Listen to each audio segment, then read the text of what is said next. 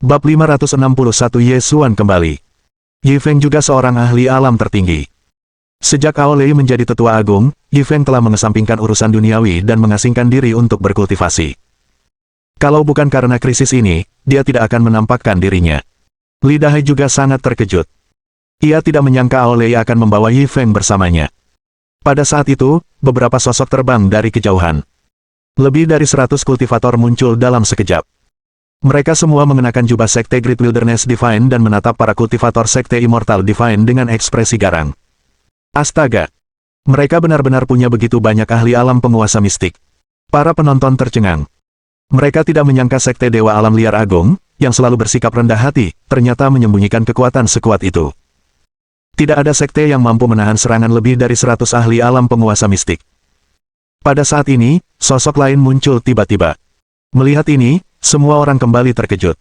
Ternyata Ao Lei juga. Aku nggak percaya dia buru-buru ke sini.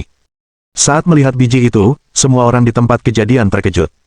Lagi pula, mereka semua tahu betul temperamen Ao Lei. Dulu, dia adalah orang yang kejam, yang berjuang masuk ke sekte lain dan keluar dengan selamat. Namun, setelah menduduki jabatan sebagai tetua agung Sekte Great Wilderness Divine, dia tidak banyak menunjukkan wajahnya. Namun, siapa yang mengira bahwa pertarungan hari ini benar-benar akan membuatnya muncul? Tepat pada saat itu, Ao Lei tiba di samping tubuh Gao Sun dengan ekspresi sedingin es, menggunakan teknik untuk melestarikan jiwanya dan menjaga tubuhnya dengan baik. Setelah melakukan semua ini, kemarahan yang telah lama terpendam akhirnya meletus sebagai gunung berapi. Orang-orang ini, bunuh mereka semua. Setelah mendengar perintah ini, para kultivator yang baru tiba melancarkan serangan tanpa ragu-ragu, mencoba menghancurkan para kultivator Sekte Dewa Abadi. Bagaimanapun, mereka mendapat bantuan Yi Feng, jadi mereka tidak perlu khawatir tentang hal lain dan bisa fokus membunuh musuh mereka. Melihat ini, ekspresi bangga Mo Xuanguan telah lama menghilang, dan butiran keringat dingin membasahi wajahnya. Senior Xuanguan, apa yang harus kita lakukan? Huang Daning bertanya dengan ekspresi serius. Bala bantuan dari Sekte Dewa Gurun Agung sudah tiba, tetapi bala bantuan mereka sendiri belum tiba. Jika mereka tidak tiba tepat waktu, akan sulit bagi mereka untuk bertahan hidup. Mo Xuanguan tidak tahu harus berbuat apa, jadi dia hanya bisa meminta bantuan Tetua Taiyin. Tetua Taiyin berkata dengan arogan saat dia melayang di udara dan menyapukan tatapan dinginnya ke arah para kultivator Sekte Dewa Belantara Agung, jika kalian begitu bernafsu untuk menghadapi kematian, maka datanglah padaku. Begitu dia selesai berbicara, aura alam tertingginya menyapu, memaksa sebagian besar kultivator Sekte Great Wilderness Divine untuk mundur selangkah. Saat itu, Yi Feng berdiri di barisan depan dan berkata dengan ekspresi tenang, "Hehe, apa gunanya pamer di depan generasi muda? Biar aku saja yang bermain-main denganmu." Cek. Yi Feng, kalau Tian Xuan ada di sini hari ini, aku mungkin takut, tapi kamu tidak istimewa. Yi Feng merupakan seorang ahli alam tertinggi tingkat menengah, tetapi Tetua Taiyin diperkuat dengan kekuatan aneh, jadi dia tidak menganggapnya serius. Mendengar ini, wajah Yi Feng langsung muram. Tepat saat ia hendak membalas, suara lain terdengar. "Hehe, aku ingin bertanya, kalau begitu, apakah kamu takut padaku?" Setelah mendengar ini, semua orang yang hadir gemetar serempak, seolah-olah ketakutan terdalam mereka tiba-tiba menjadi kenyataan. Beberapa saat kemudian, niat membunuh yang dingin tertuju pada Penatua Taiyin. Setelah mendengar suara ini, Yue Lun, Zhuge Yuiwei, Feng Xiyun, dan yang lainnya segera mencari sumber suara. Mereka melihat sesosok tubuh perlahan keluar dari makam kuno. Siapa lagi kalau bukan Ye Xuan? Guru. Melihat gurunya akhirnya muncul, Zhuge Yuiwei yang menahan diri, tidak dapat menahan lagi dan menangis. Siapa yang dapat mengerti betapa besar tekanan yang harus ia tanggung saat ini untuk berani melangkah maju? Saat ini, Feng Xiyun juga tidak lebih baik. Ia memeluk kakak perempuannya dan menangis bersamanya. Setelah guru mereka kembali, mereka akhirnya memiliki seseorang yang mendukung mereka. "Itu kamu, Ye Xuan." Saat mendengar suara Ye Xuan, tubuh Penatua Taiyin bergetar tanpa sadar, dan dia menatap Ye Xuan dengan mata penuh kebencian. Penghinaan yang dideritanya adalah karena Ye Xuan. "Kura-kura pengecut, akhirnya kau berani menunjukkan wajahmu." Tetua Taiyin berkata dengan ekspresi marah. Ia berharap bisa membunuh Ye Xuan saat ini juga, dan memotong-motong tubuhnya menjadi ribuan keping. Saat sosok Ye Xuan berkilauan dan akhirnya keluar dari makam kuno, niat membunuhnya sudah terlihat jelas. Dia tidak menyangka kecerobohannya akan membuat Tetua Taiyin selamat dan menimbulkan bencana seperti ini. Pada saat ini, kemarahan Ye Xuan tidak bisa lagi ditekan. Dengan demikian, bagaimana Penatua Taiyin berhasil bertahan dari dahsyatnya pedang awan langit. Setelah memikirkannya, Ye Xuan hanya bisa menghubungkannya dengan kekuatan aneh itu. Ye Xuan tidak sepenuhnya memahami kekuatan aneh ini, jadi pasti ada beberapa sifat khusus tentangnya yang berhasil menjaga Penatua Taiyin tetap aman. Namun hal semacam ini tidak akan terjadi lagi. Ye Xuan langsung terbang ke arah mayat Gao Sun. Setelah melihat tak ada lagi kehidupan di dalamnya, hatinya dipenuhi perasaan campur aduk. Dia sudah menyadari apa yang terjadi di dunia luar saat dia masih berada di dalam makam. Akan tetapi, karena ia telah menghadapi turbulensi spasial, ia tidak dapat bergegas keluar, dan hanya dapat menyaksikan tragedi itu terjadi. Ye Xuan menyalahkan dirinya sendiri atas hal ini, dan dia terus bertanya pada dirinya sendiri mengapa dia tidak memeriksa apakah Penatua Taiyin benar-benar telah meninggal. Untungnya, kedatangan Aolei yang tepat waktu telah menyelamatkan jiwa Gao Sun. Mungkin ada kemungkinan untuk menyelamatkannya di masa depan. Saat Ye Xuan mengalihkan pandangannya kembali ke Tetua Taiyin, niat membunuhnya yang mengerikan meletus. Bab 562 Bala Bantuan Musuh. Ye Xuan juga telah mencapai alam tertinggi. Setelah merasakan aura Ye Xuan, kerumunan terkejut. Pemimpin puncak awan langit telah menerobos begitu cepat. Guru benar-benar telah menjadi ahli alam tertinggi. Zhuge Yuiwei dan Feng Xiyun sama-sama terkejut sekaligus gembira. Bagi mereka, guru mereka akan selalu menjadi kultivator terkuat dan pilar pendukung mereka. Bahkan Yi Feng pun terkejut dan sulit membayangkannya. Saat ini, Ye Xuan sudah berada di langit, terbang menuju Tetua Taiyin. Ia menatapnya dengan mata penuh niat membunuh dan berkata, sepertinya kau sedang terburu-buru untuk mati. Tetua Taiyin gemetar tanpa sadar. Lagi pula, dia sudah kalah dari Ye Xuan 2 kali. Bohong kalau dia bilang tidak takut. Tiba-tiba, Tetua Taiyin berteriak histeris karena pikirannya sepenuhnya terkikis oleh kekuatan aneh itu. Hahaha. Ye Xuan, karena kamu di sini, mari kita selesaikan dendam kita. Akibat korosi, satu-satunya yang memenuhi pikirannya hanyalah hasrat untuk membunuh dan menyebabkan kehancuran. Kata, takut, tak lagi ada dalam kamusnya. Ye Xuan masih sangat tenang, dan berkata dengan suara yang luar biasa dingin, baiklah kalau begitu. Bersiaplah untuk mati. Begitu dia mengatakan ini, Ye Xuan melepaskan serangan telapak tangan menggunakan teknik telapak tangan tanpa batas. Penatua Taiyin juga membalas dengan serangannya sendiri, yang menangkis serangan telapak tangan Ye Xuan. Kemudian, mereka bertabrakan lagi dan lagi. Tak dapat dipungkiri, kekuatan tempur Penatua Taiyin telah meningkat pesat setelah mencapai alam tertinggi. Terlebih lagi, dengan peningkatan kekuatan aneh itu, ia bahkan lebih kuat daripada rata-rata ahli alam tertinggi di level yang sama. Tapi, kenapa? Ye Xuan adalah eksistensi yang bisa dengan mudah membunuh seorang ahli tingkat lanjut dari alam tertinggi. Pada saat ini, pertarungan antara keduanya telah meratakan gunung-gunung dan menumbangkan hutan-hutan. Aku tak pernah membayangkan pertarungan antar ahli alam tertinggi akan begitu sengit. Ini sungguh membuka mata. Semua penonton terkejut. Pada saat ini, Aolei juga menyaksikan pertempuran ini dengan dingin. Setelah beberapa saat, ia mengalihkan pandangannya ke para kultivator Sekte Dewa Abadi. Dia mengulurkan tangannya dan menunjuk mereka dengan jarinya sambil berkata dengan dingin, mulai hari ini, Sekte Dewa Abadi akan lenyap. Setelah mendengar ini, pasukan Sekte Great Wilderness Divine mengambil tindakan dan mengepung musuh mereka. Sekeras apapun mereka berusaha, para kultivator Sekte Dewa Abadi gagal menembus pengepungan. Melihat situasinya tampak suram. Kepribadian Aolei memang seperti ini. Saat ia bergerak, tindakannya akan sangat tegas dan menakjubkan. Ia memilih untuk bersikap tegas demi menghindari masalah bagi sekte di masa mendatang. Setelah menerima perintah Aolei, semua pasukan Sekte Great Wilderness Divine menampakkan ekspresi yang garang.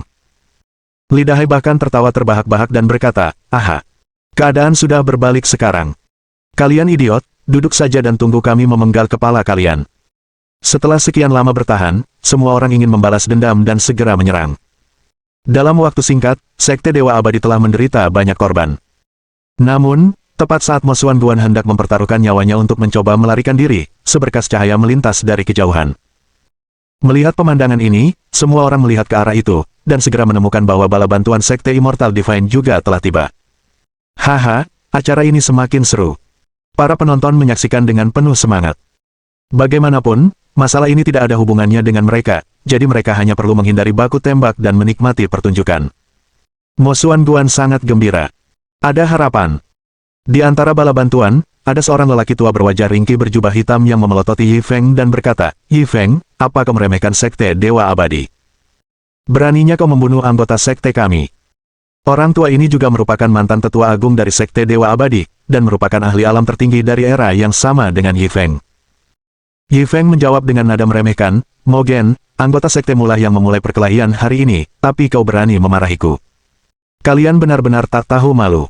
Tapi kamu datang di waktu yang tepat. Aku sudah lama tidak meregangkan tubuhku, jadi aku akan bermain denganmu hari ini."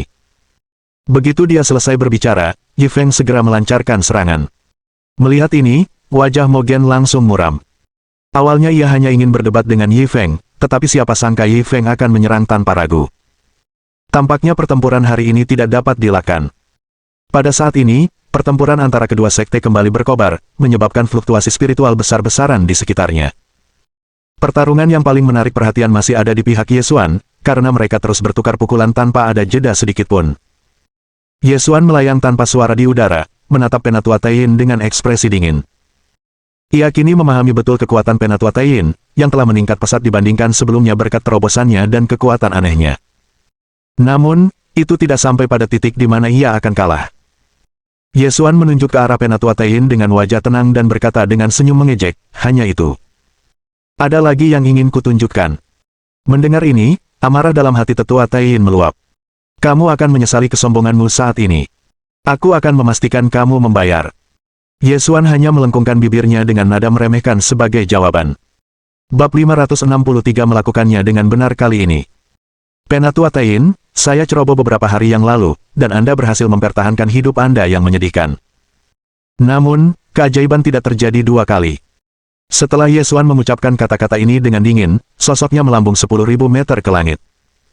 Beberapa saat kemudian, angin kencang mulai bertiup, dan suara guntur bergemuruh ke segala arah, sementara rasa tertekan memenuhi udara. Bahkan para penonton yang berada di kejauhan pun merasakan jantung mereka berdebar kencang. Yi Feng dan Mogen terkejut ketika mereka merasakan aura kuat ini. Yesuan perlahan turun, mengangkat telapak tangan kirinya, dan berkata dengan ekspresi dingin, "Aku tidak akan main-main lagi. Waktuku sangat berharga. Sudah waktunya untuk mengantarmu pulang." Kemudian, dia menurunkan telapak tangannya dengan gerakan cepat, dan pedang-pedang tajam mengembun di langit dan mulai berjatuhan seperti hujan ke arah Penatua Taiyin. Pada saat ini, Yesuan tampaknya telah menjadi seorang abadi yang setiap gerakannya mengendalikan alam dan elemen. Tetua Taiyin begitu ketakutan hingga ia lupa untuk melarikan diri. Kekuatan aneh di tubuhnya pun ikut terpendam. "Ah, ini tidak mungkin terjadi." Penatua Taiyin tak percaya. Namun, semua yang dilihatnya nyata dan nyata. Ia merasa tak berdaya, dan tak mengerti mengapa Yesuan begitu kuat. Saat puluhan ribu pedang menghujani, dia dengan kuat menekan kepanikannya dan berusaha sekuat tenaga menahan serangan itu. Namun, dapatkah serangan Yesuan benar-benar diblokir dengan mudah? Belum genap seperempat jam berlalu, jasad tetua Taiyin sudah menjadi saringan. Jika terus begini, abunya pun akan sulit ditemukan. "Kakak senior Taiyin!" Mo Xuanguan berteriak panik. Jika Penatua Taiyin terbunuh, kehancuran Sekte Dewa Abadi hampir menjadi kesimpulan yang sudah pasti. Ia harus melakukan sesuatu, jadi ia mengeluarkan ledakan kekuatan dan memaksa musuh di sekitarnya mundur. Kemudian, ia segera mencoba menerjang untuk menyelamatkan tetua Taiyin. Namun, Ao Lei tak mau main-main. Dengan satu pukulan, ia berhasil memaksa Mo Xuanguan mundur, melukainya dengan parah. "Haha, Sekte Dewa Abadi memang sudah tidak perlu lagi ada. Kalian semua sebaiknya mati saja." Tak lama kemudian, Penatua Taiyin benar-benar berubah menjadi abu. Namun, Yesuan tidak melakukan kesalahan yang sama. Ia terbang ke arah potongan-potongan mayat yang tersisa, dan mengamatinya dengan indera spiritualnya. Sudut mulutnya sedikit melengkung ke atas, karena dia menyadari bahwa jiwa tetua Taiyin belum hilang. "Haha, kamu benar-benar mencoba trik yang sama lagi. Sekali digigit, dua kali malu." Begitu dia selesai berbicara, Yesuan melancarkan serangan yang lebih kuat yang menghancurkan jiwa Penatua Taiyin. Sekarang, dia benar-benar telah terhapus dari dunia ini untuk selamanya. Setelah memberikan pukulan terakhir, Yesuan mengalihkan perhatiannya kepada para kultivator Sekte Dewa Abadi. Ketika Mogen melihat tetua Taiyin terbunuh, dia menjadi marah. "Sialan! Serahkan nyawamu sebagai ganti rugi." Setelah meraung marah, Mogen menepis Yi Feng dan menyerang Yesuan dengan pedangnya. Yesuan tidak terganggu dengan hal ini, dan hanya menangkap pedang Mogen dengan sikunya, lalu memutar lengannya sedikit, mematahkan pedang itu. Dengan jubah pelangi, bahkan jika Yesuan berdiri diam dan membiarkan Mogen menyerangnya, dia akan tetap tidak terluka sama sekali. Sekte kalian akan tercatat dalam buku sejarah. Setelah mengatakan ini, Ye Xuan meninju Mo Gen, membantingnya ke tanah dan melukainya dengan parah. Pada saat ini, Mo Gen akhirnya bisa merasakan kesenjangan besar antara kekuatan tempurnya dan Ye Xuan. Dia tidak lagi peduli untuk bertarung, dan bahkan mengabaikan luka-lukanya sendiri, saat dia dengan panik mencoba melarikan diri. Namun, Yi Feng tidak membiarkan hal itu terjadi. Mo Gen, kau mau lari kemana? Apa kau akan lari kembali ke sektemu? Yi Feng bertanya dengan nada menghina. Lalu, ia melanjutkan, izinkan saya memberi Anda sedikit nasihat. Sekte Anda sudah tidak aman lagi. Mendengar ini, ekspresi Mo Gen berubah drastis. Apa maksud Yi Feng? Mungkinkah ketika bala bantuan dikirim dari sekte tersebut, sekte Great Wilderness Divine juga telah mengirim tim lain untuk menghancurkan sekte mereka? Ketika memikirkan hal ini, wajah Mo Gen langsung memucat. Kali ini, hampir semua pengikut sekte Dewa Abadi telah dimobilisasi, yang berarti sekte tersebut praktis tidak berdaya. Jika sekte Great Wilderness Divine benar-benar menyerang, kemungkinan besar mereka akan hancur. Yi Feng menatap ekspresi Mo Gen yang tidak percaya dan berkata dengan nada menghina, kamu seharusnya tahu bagaimana sekte Dewa Gurun Besar melakukan sesuatu. Kita tidak akan menggigit kalau belum digigit duluan. Tapi, begitu kita menggigit, kita tidak akan pernah melepaskannya. Karena sekte kalian memulai pertarungan, kalian semua harus membayar harganya. Setelah mendengar ini, Mo Gen sudah jelas menyadari bahwa ia akan celaka. Seluruh tubuhnya lemas. Para penonton juga terkejut. Mereka bahkan merasa beruntung karena tidak memprovokasi sekte Dewa Gurun Agung. Astaga! Cara mereka melakukan sesuatu terlalu kejam dan keji. Bab 564 Aolei yang mendominasi. Semua orang merasakan ketakutan yang berkepanjangan terhadap cara sekte Great Wilderness Divine menangani berbagai hal. Mo Gen juga mengerti bahwa masalah hari ini benar-benar tak tertolong. Kalau begitu, ia hanya bisa bertarung sampai mati. Yi Feng, aku khawatir masalah hari ini tidak bisa diselesaikan dengan damai lagi. Ayo, biarkan aku melihat seberapa besar peningkatanmu setelah bertahun-tahun. Mereka berdua tidak pernah menyukai satu sama lain sejak mereka masih muda, dan mereka masih saling membenci sampai sekarang. Namun, Mo Gen telah dilukai oleh Ye Xuan, dan tidak mungkin baginya untuk mengalahkan Yi Feng sekarang. Keduanya memulai dengan cepat dan berakhir dengan cepat pula. Mo Gen kalah. Di seberang medan perang, sekte Dewa Gurun Agung muncul sebagai pemenang. Semua kultivator sekte Dewa Abadi telah terbunuh, dan tak seorang pun tersisa. Tak ada ruang untuk belas kasihan dalam pertempuran seperti ini. Membunuh atau dibunuh. Setelah berhadapan dengan musuh di sini, Aolei segera mengeluarkan perintah lain, yang bisa bergerak, ikuti aku. Yang tidak bisa bergerak, tetap di sini dan pulihkan diri. Mendengar itu, Li Dahai bertanya dengan bingung, kakak senior Ao, apa yang akan kita lakukan?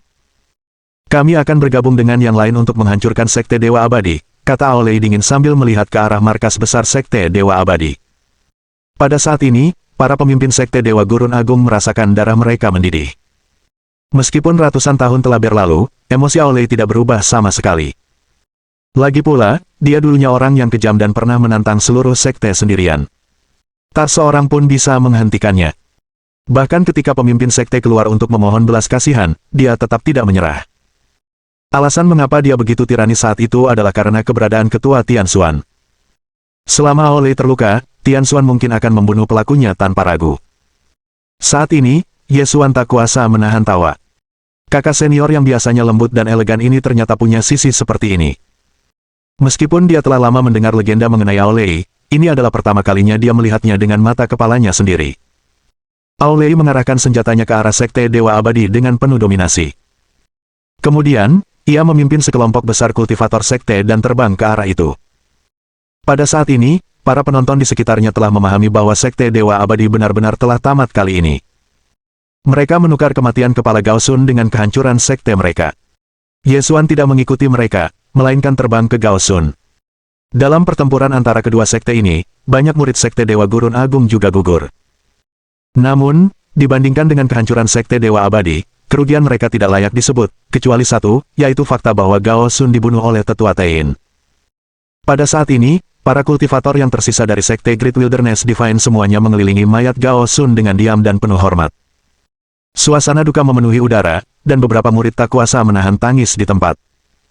Zhuge Yuiwei menghampiri Ye Xuan dan bertanya padanya dengan sedikit harapan. Guru, bisakah Paman Gao diselamatkan? Pada saat ini, hati Zhuge Yuiwei juga terasa sangat berat. Lagi pula, ia tahu betul bahwa Gao Sun dibunuh karena ia berusaha menyelamatkan murid-murid sekte. Bagaimana dia bisa membalas budi karena telah menyelamatkan hidupnya? Para praktisi tidak suka berutang kepada orang lain, karena ini adalah masalah karma. Jika mereka tidak berhati-hati, kemungkinan besar hal itu akan memengaruhi kultivasi dan masa depan mereka. Ye Xuan tidak berkata apa-apa saat ini. Ia berbalik dan menatap kedua muridnya. Yang membuatnya senang adalah kedua muridnya tidak mengalami cedera apapun, meskipun mereka telah menggunakan terlalu banyak kekuatan spiritual. Dia menepuk bahu mereka untuk menghibur mereka. Yue Lun juga datang ke sisi Ye Xuan saat ini. Melihat Gao Tianyu yang masih memeluk tubuh Gao Sun dan enggan melepaskannya, ia pun merasa sangat tak berdaya. Sebagai seorang kultivator, tidak dapat dihindari untuk mengalami kehidupan dan kematian orang yang dicintai di jalan kultivasi. Dia tidak ingin melihat Gao Tianyu patah semangat karena hal ini, jadi dia mencoba menghiburnya. Tianyu, kamu harus kuat, mengerti. Ayahmu orang baik. Dia berusaha sebaik mungkin untuk melindungi keselamatan semua orang. Mulai saat ini, puncak pedang tersembunyi akan diserahkan kepadamu. Kamu harus meneruskan warisannya. Yang lainnya juga merasa sangat emosional setelah mendengar kata-kata ini. Suasana di tempat kejadian berubah menjadi sangat serius. Yue Lun menatap Ye Xuan, tetapi tidak mengatakan apa-apa. Ia berharap Ye Xuan datang lebih awal untuk mencegah tragedi ini, tetapi semuanya sudah ditentukan, jadi tidak ada gunanya mengharapkan hal yang mustahil. Setelah menangis lama, Gao Tianyu menekan kesedihan di hatinya. Ia berbalik dan menatap Yue Lun, lalu berkata dengan tegas, aku akan menjunjung tinggi warisannya.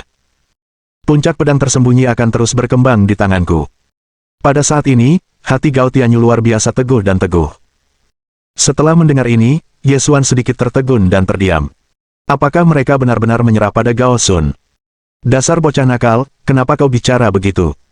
Apa sudah waktunya kau bertanggung jawab atas puncak pedang tersembunyi?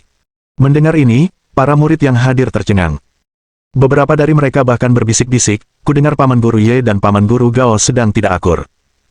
Apa Paman Guru Ye ingin memanfaatkan kesempatan ini untuk menjatuhkan puncak pedang tersembunyi? Bab 565 Pil Pemulihan Kelas Abadi. Entahlah. Tapi, Gao Tianyu juga putra Paman Gao. Karena Paman Gao sudah meninggal, bukankah pantas bagi Gao Tianyu untuk menggantikannya? Apa maksud Paman bela diri Wei ketika dia mengatakan itu? Mungkinkah dia tidak ingin Gao Tianyu mengambil tanggung jawab memimpin puncak pedang tersembunyi? Saat orang-orang membuat tebakan liar, bahkan Yue Lun menatap Ye Xuan dengan kaget. Dia benar-benar bingung. Bagaimana mungkin Ye Xuan masih mengucapkan kata-kata seperti itu saat ini? Apakah dia masih Ye Xuan yang dicintainya? Gao Tianyu masih sangat sedih. Ia menatap Ye Xuan dan bertanya dengan bingung, Paman Ye, apa maksudmu dengan kata-kata itu? Dia juga sangat jelas tentang permusuhan antara puncak awan langit dan puncak pedang tersembunyi. Namun, sekarang setelah dia kehilangan ayahnya, bagaimana mungkin dia berani melawan Ye Xuan? Kalau Ye Xuan benar-benar ingin mempersulitnya, dia pasti tidak akan mampu mengendalikan puncak pedang tersembunyi, dan puncak pedang tersembunyi bahkan mungkin akan dikendalikan oleh orang lain. Pada saat ini, Gao Tianyu merasa tak berdaya seperti sebelumnya. Ia bahkan merasa seluruh dunia telah berubah menjadi abu-abu. Pada saat ini, segala macam kenangan masa lalu menyerbu ke dalam benaknya. Ia teringat semua hal yang telah ia lakukan di masa lalu, yang telah menyebabkan kultivasinya mandek untuk waktu yang lama. Ia merasa sangat menyesal. Setelah melihat ekspresi aneh orang lain, Ye Xuan tetap tidak terganggu. Sebaliknya, ia berkata dengan tenang, mengapa kalian semua berasumsi bahwa Gao Sun telah pergi selamanya? Ah! Setelah mendengar ini, semua orang dari Sekte Great Wilderness Divine sekali lagi tercengang. Apa maksud Ye Xuan dengan ini? Mungkinkah Paman Guru Gao belum meninggal? Yue Lun bahkan buru-buru pergi memeriksa denyut nadi Gao Sun, dan langsung merasa makin bingung. Gao Sun telah lama kehilangan semua tanda-tanda kehidupan, jadi apa maksud Ye Xuan dengan kata-kata itu? Setelah mendengar kata-kata Ye Xuan, Gao Tianyu dipenuhi harapan dan segera memeluk paha Ye Xuan. Paman Ye, apakah ayahku masih bisa diselamatkan? Kau punya cara untuk menyelamatkannya, kan? Paman Ye, aku mohon padamu, tolong selamatkan ayahku. Aku sangat yakin bahwa kami telah memprovokasimu beberapa kali sebelumnya. Tapi bagaimanapun juga, kita semua berasal dari sekte yang sama. Tolong selamatkan ayahku. Jika Paman bela diri Ye bisa menyelamatkan ayahku, aku berjanji akan melakukan apa saja. Saat itu, Gao Tianyu merasa seperti sedang menggenggam secercah harapan terakhirnya. Ia mulai memohon dengan air mata berlinang di wajahnya. Selama dia bisa menyelamatkan ayahnya, tak ada hal lain yang penting. Saat ini, Ye Xuan merasa sangat optimis bahwa Gao Tianyu akan mampu mengubah perilakunya di masa depan. Masih ada kebaikan dalam dirinya. Zhuge Yuiwei menarik lengan baju Ye Xuan, tatapannya mengatakan segalanya. Bagaimanapun, Paman Gao mati untuk menyelamatkan semua orang. Jika Ye Xuan benar-benar punya cara untuk menyelamatkan Paman Gao, Zhuge Yuiwei pasti akan memberikan beberapa kata-kata baik untuk Gao Tianyu. Ye Xuan menatap kedua muridnya. Tidak mungkin dia akan membiarkannya mati begitu saja. Baiklah, kalian semua mundur sedikit. Serahkan sisanya padaku. Setelah mengatakan ini, Ye Xuan berjongkok di samping tubuh Gao Sun. Ia merasa sedikit bimbang melihatnya seperti ini. Gao Sun, yang sebelumnya tidak pernah akur dengannya, telah mempertaruhkan nyawanya untuk menyelamatkan murid-muridnya. Ini adalah kebaikan yang harus ia balas. Setelah melihat Ye Xuan bersedia menyelamatkan ayahnya, Gao Tianyu sangat gembira. Paman Ye, aku tidak punya cara untuk membalas budi karena telah menyelamatkan nyawa ayahku, tapi aku pasti akan melakukan apapun yang kau minta di masa depan, kata Gao Tianyu dengan sangat tulus.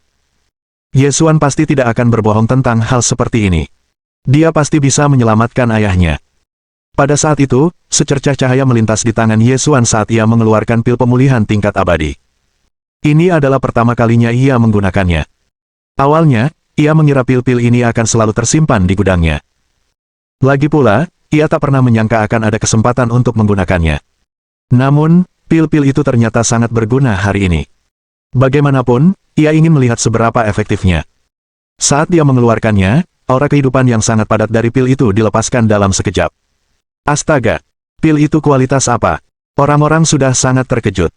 Mereka bisa dengan jelas melihat bahwa pil di tangan Ye Xuan itu luar biasa. Anehnya, Ye Xuan bersedia menggunakan pil obat yang begitu berharga untuk menyelamatkan nyawa Gao Sun. Pil-pil tersebut dianggap sebagai harta karun penyelamat hidup, dan seringkali disimpan untuk digunakan sendiri. Bukankah Gao Sun dan Ye Xuan selalu berselisih satu sama lain?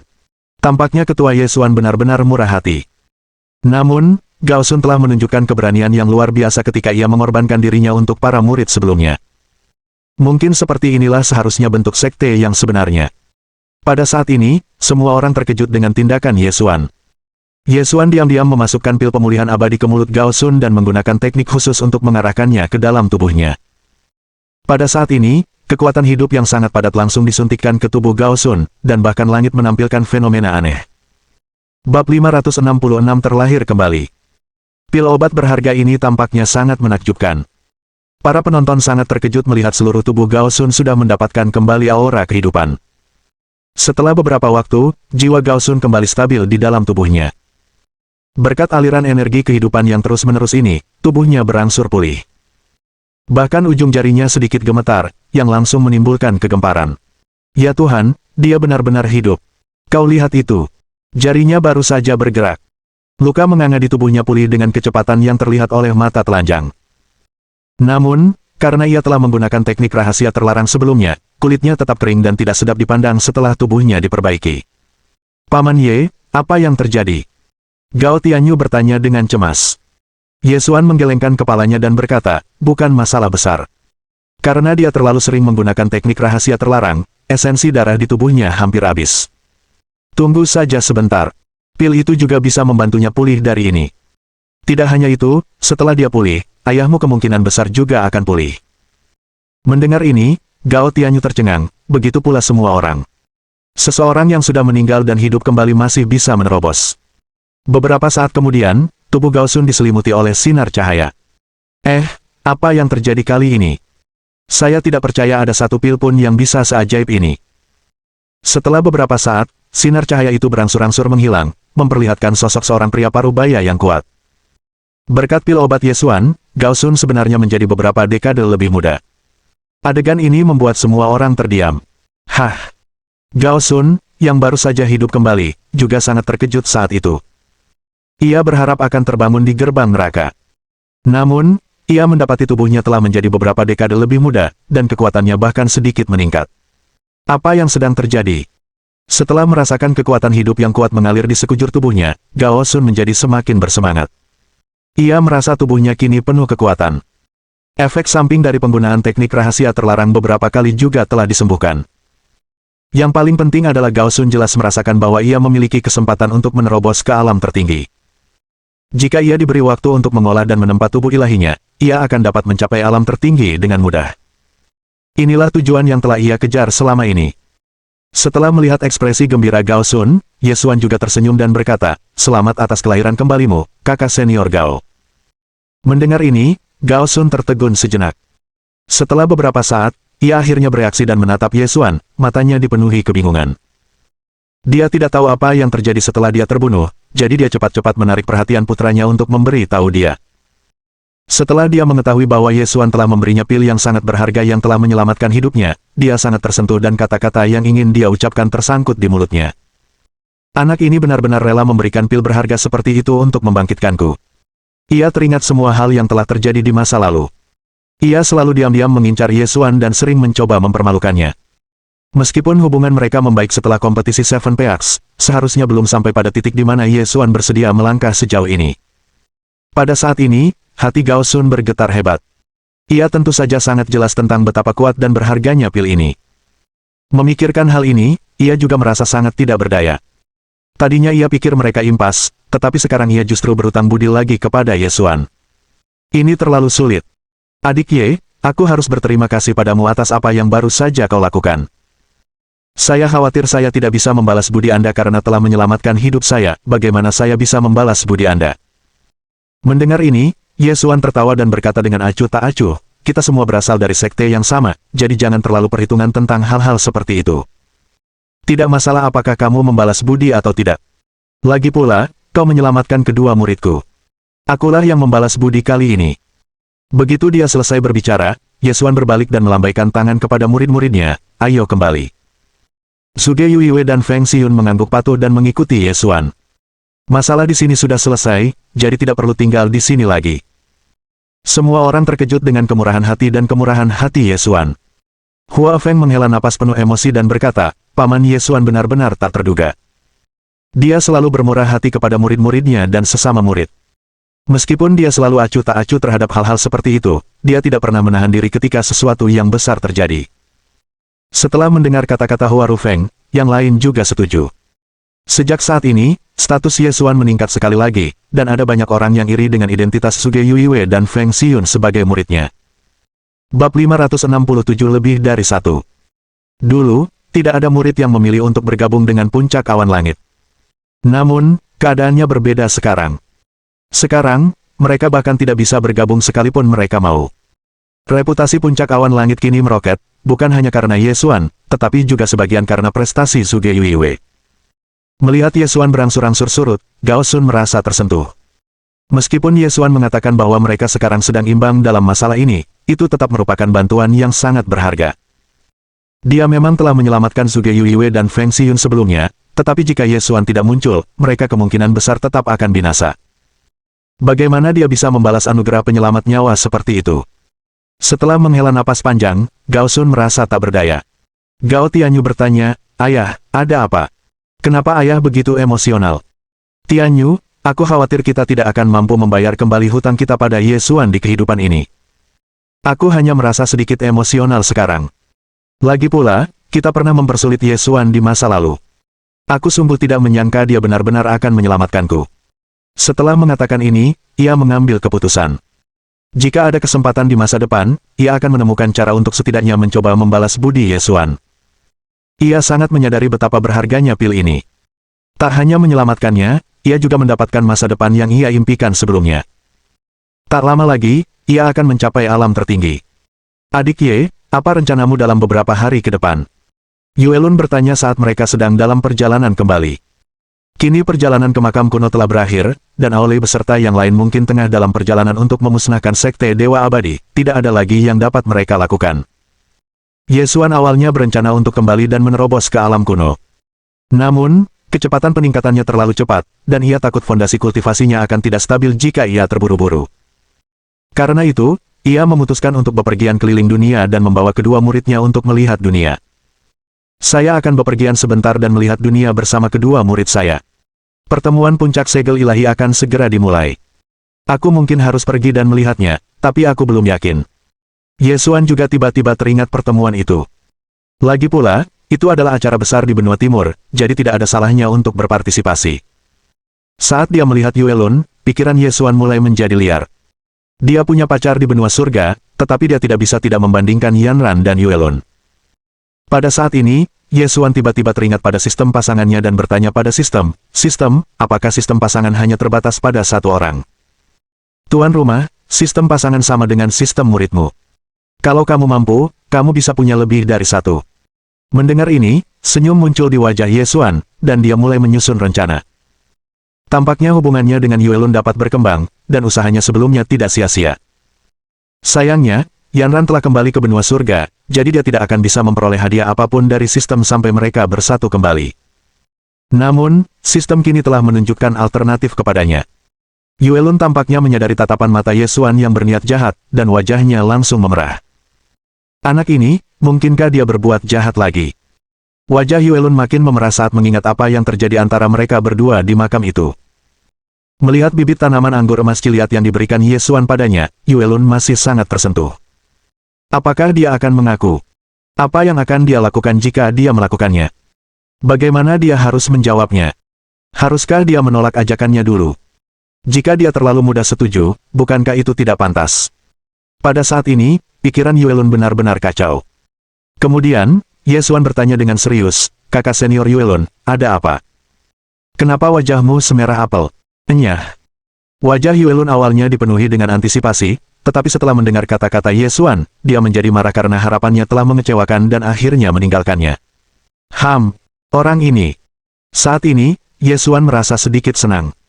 Dia benar-benar ingin mengungkapkan perasaannya kepada Yuelun. Akan tetapi, setelah melihat ekspresinya, dia memutuskan untuk menggodanya. Ia memang mendapatkan hasil yang diharapkannya, tetapi ia juga merasa cukup tertekan. Awalnya ini adalah kesempatan yang bagus, tetapi ia jelas-jelas memilih untuk bermain sendiri. Ini adalah kesalahannya sendiri. Bab 568 Serangan Panik Taois Heitai, bagian 1. Namun, dari reaksinya, masih ada harapan untuk masa depan. Pertama, ia akan mengajarkan alkimia kepada murid-muridnya. Kemudian, jika ada kesempatan, ia akan mengaku kepada Yuelun. Berpikir demikian, Ye Xuan berbalik dan menatap Zhuge Yuiwei dan Feng Xiyun, sambil berkata, ayo kembali ke puncak awan langit. Zhuge Yuiwei dan Feng Xiyun sama-sama tercengang. Feng Xiyun tak kuasa menahan diri untuk bertanya, Guru, bukankah guru baru saja bilang akan mengajak kita melihat dunia? Kenapa kita malah kembali ke puncak awan langit?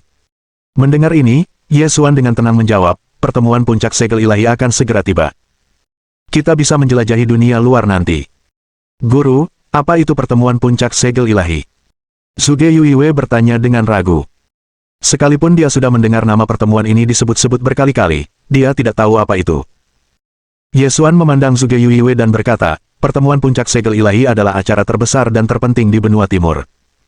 Selama acara ini, banyak kultivator kuat dari benua timur akan hadir. Banyak jenius tak tertandingi akan berkumpul di sana untuk berkompetisi dalam seni bela diri, sekaligus berdiskusi tentang Dao, masing-masing mengungkapkan pandangan mereka tentang kultivasi.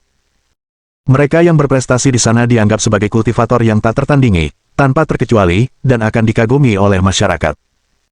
Setelah mengatakan ini, Ye Xuan menatap ke arah Mu Beichen dan berkata, jika kalian berdua ingin dianggap jenius setingkatnya, kalian harus menunjukkan kekuatan kalian di pertemuan ini. Di masa lalu, Ketua Tian Xuan juga membuat namanya terkenal selama pertemuan ini.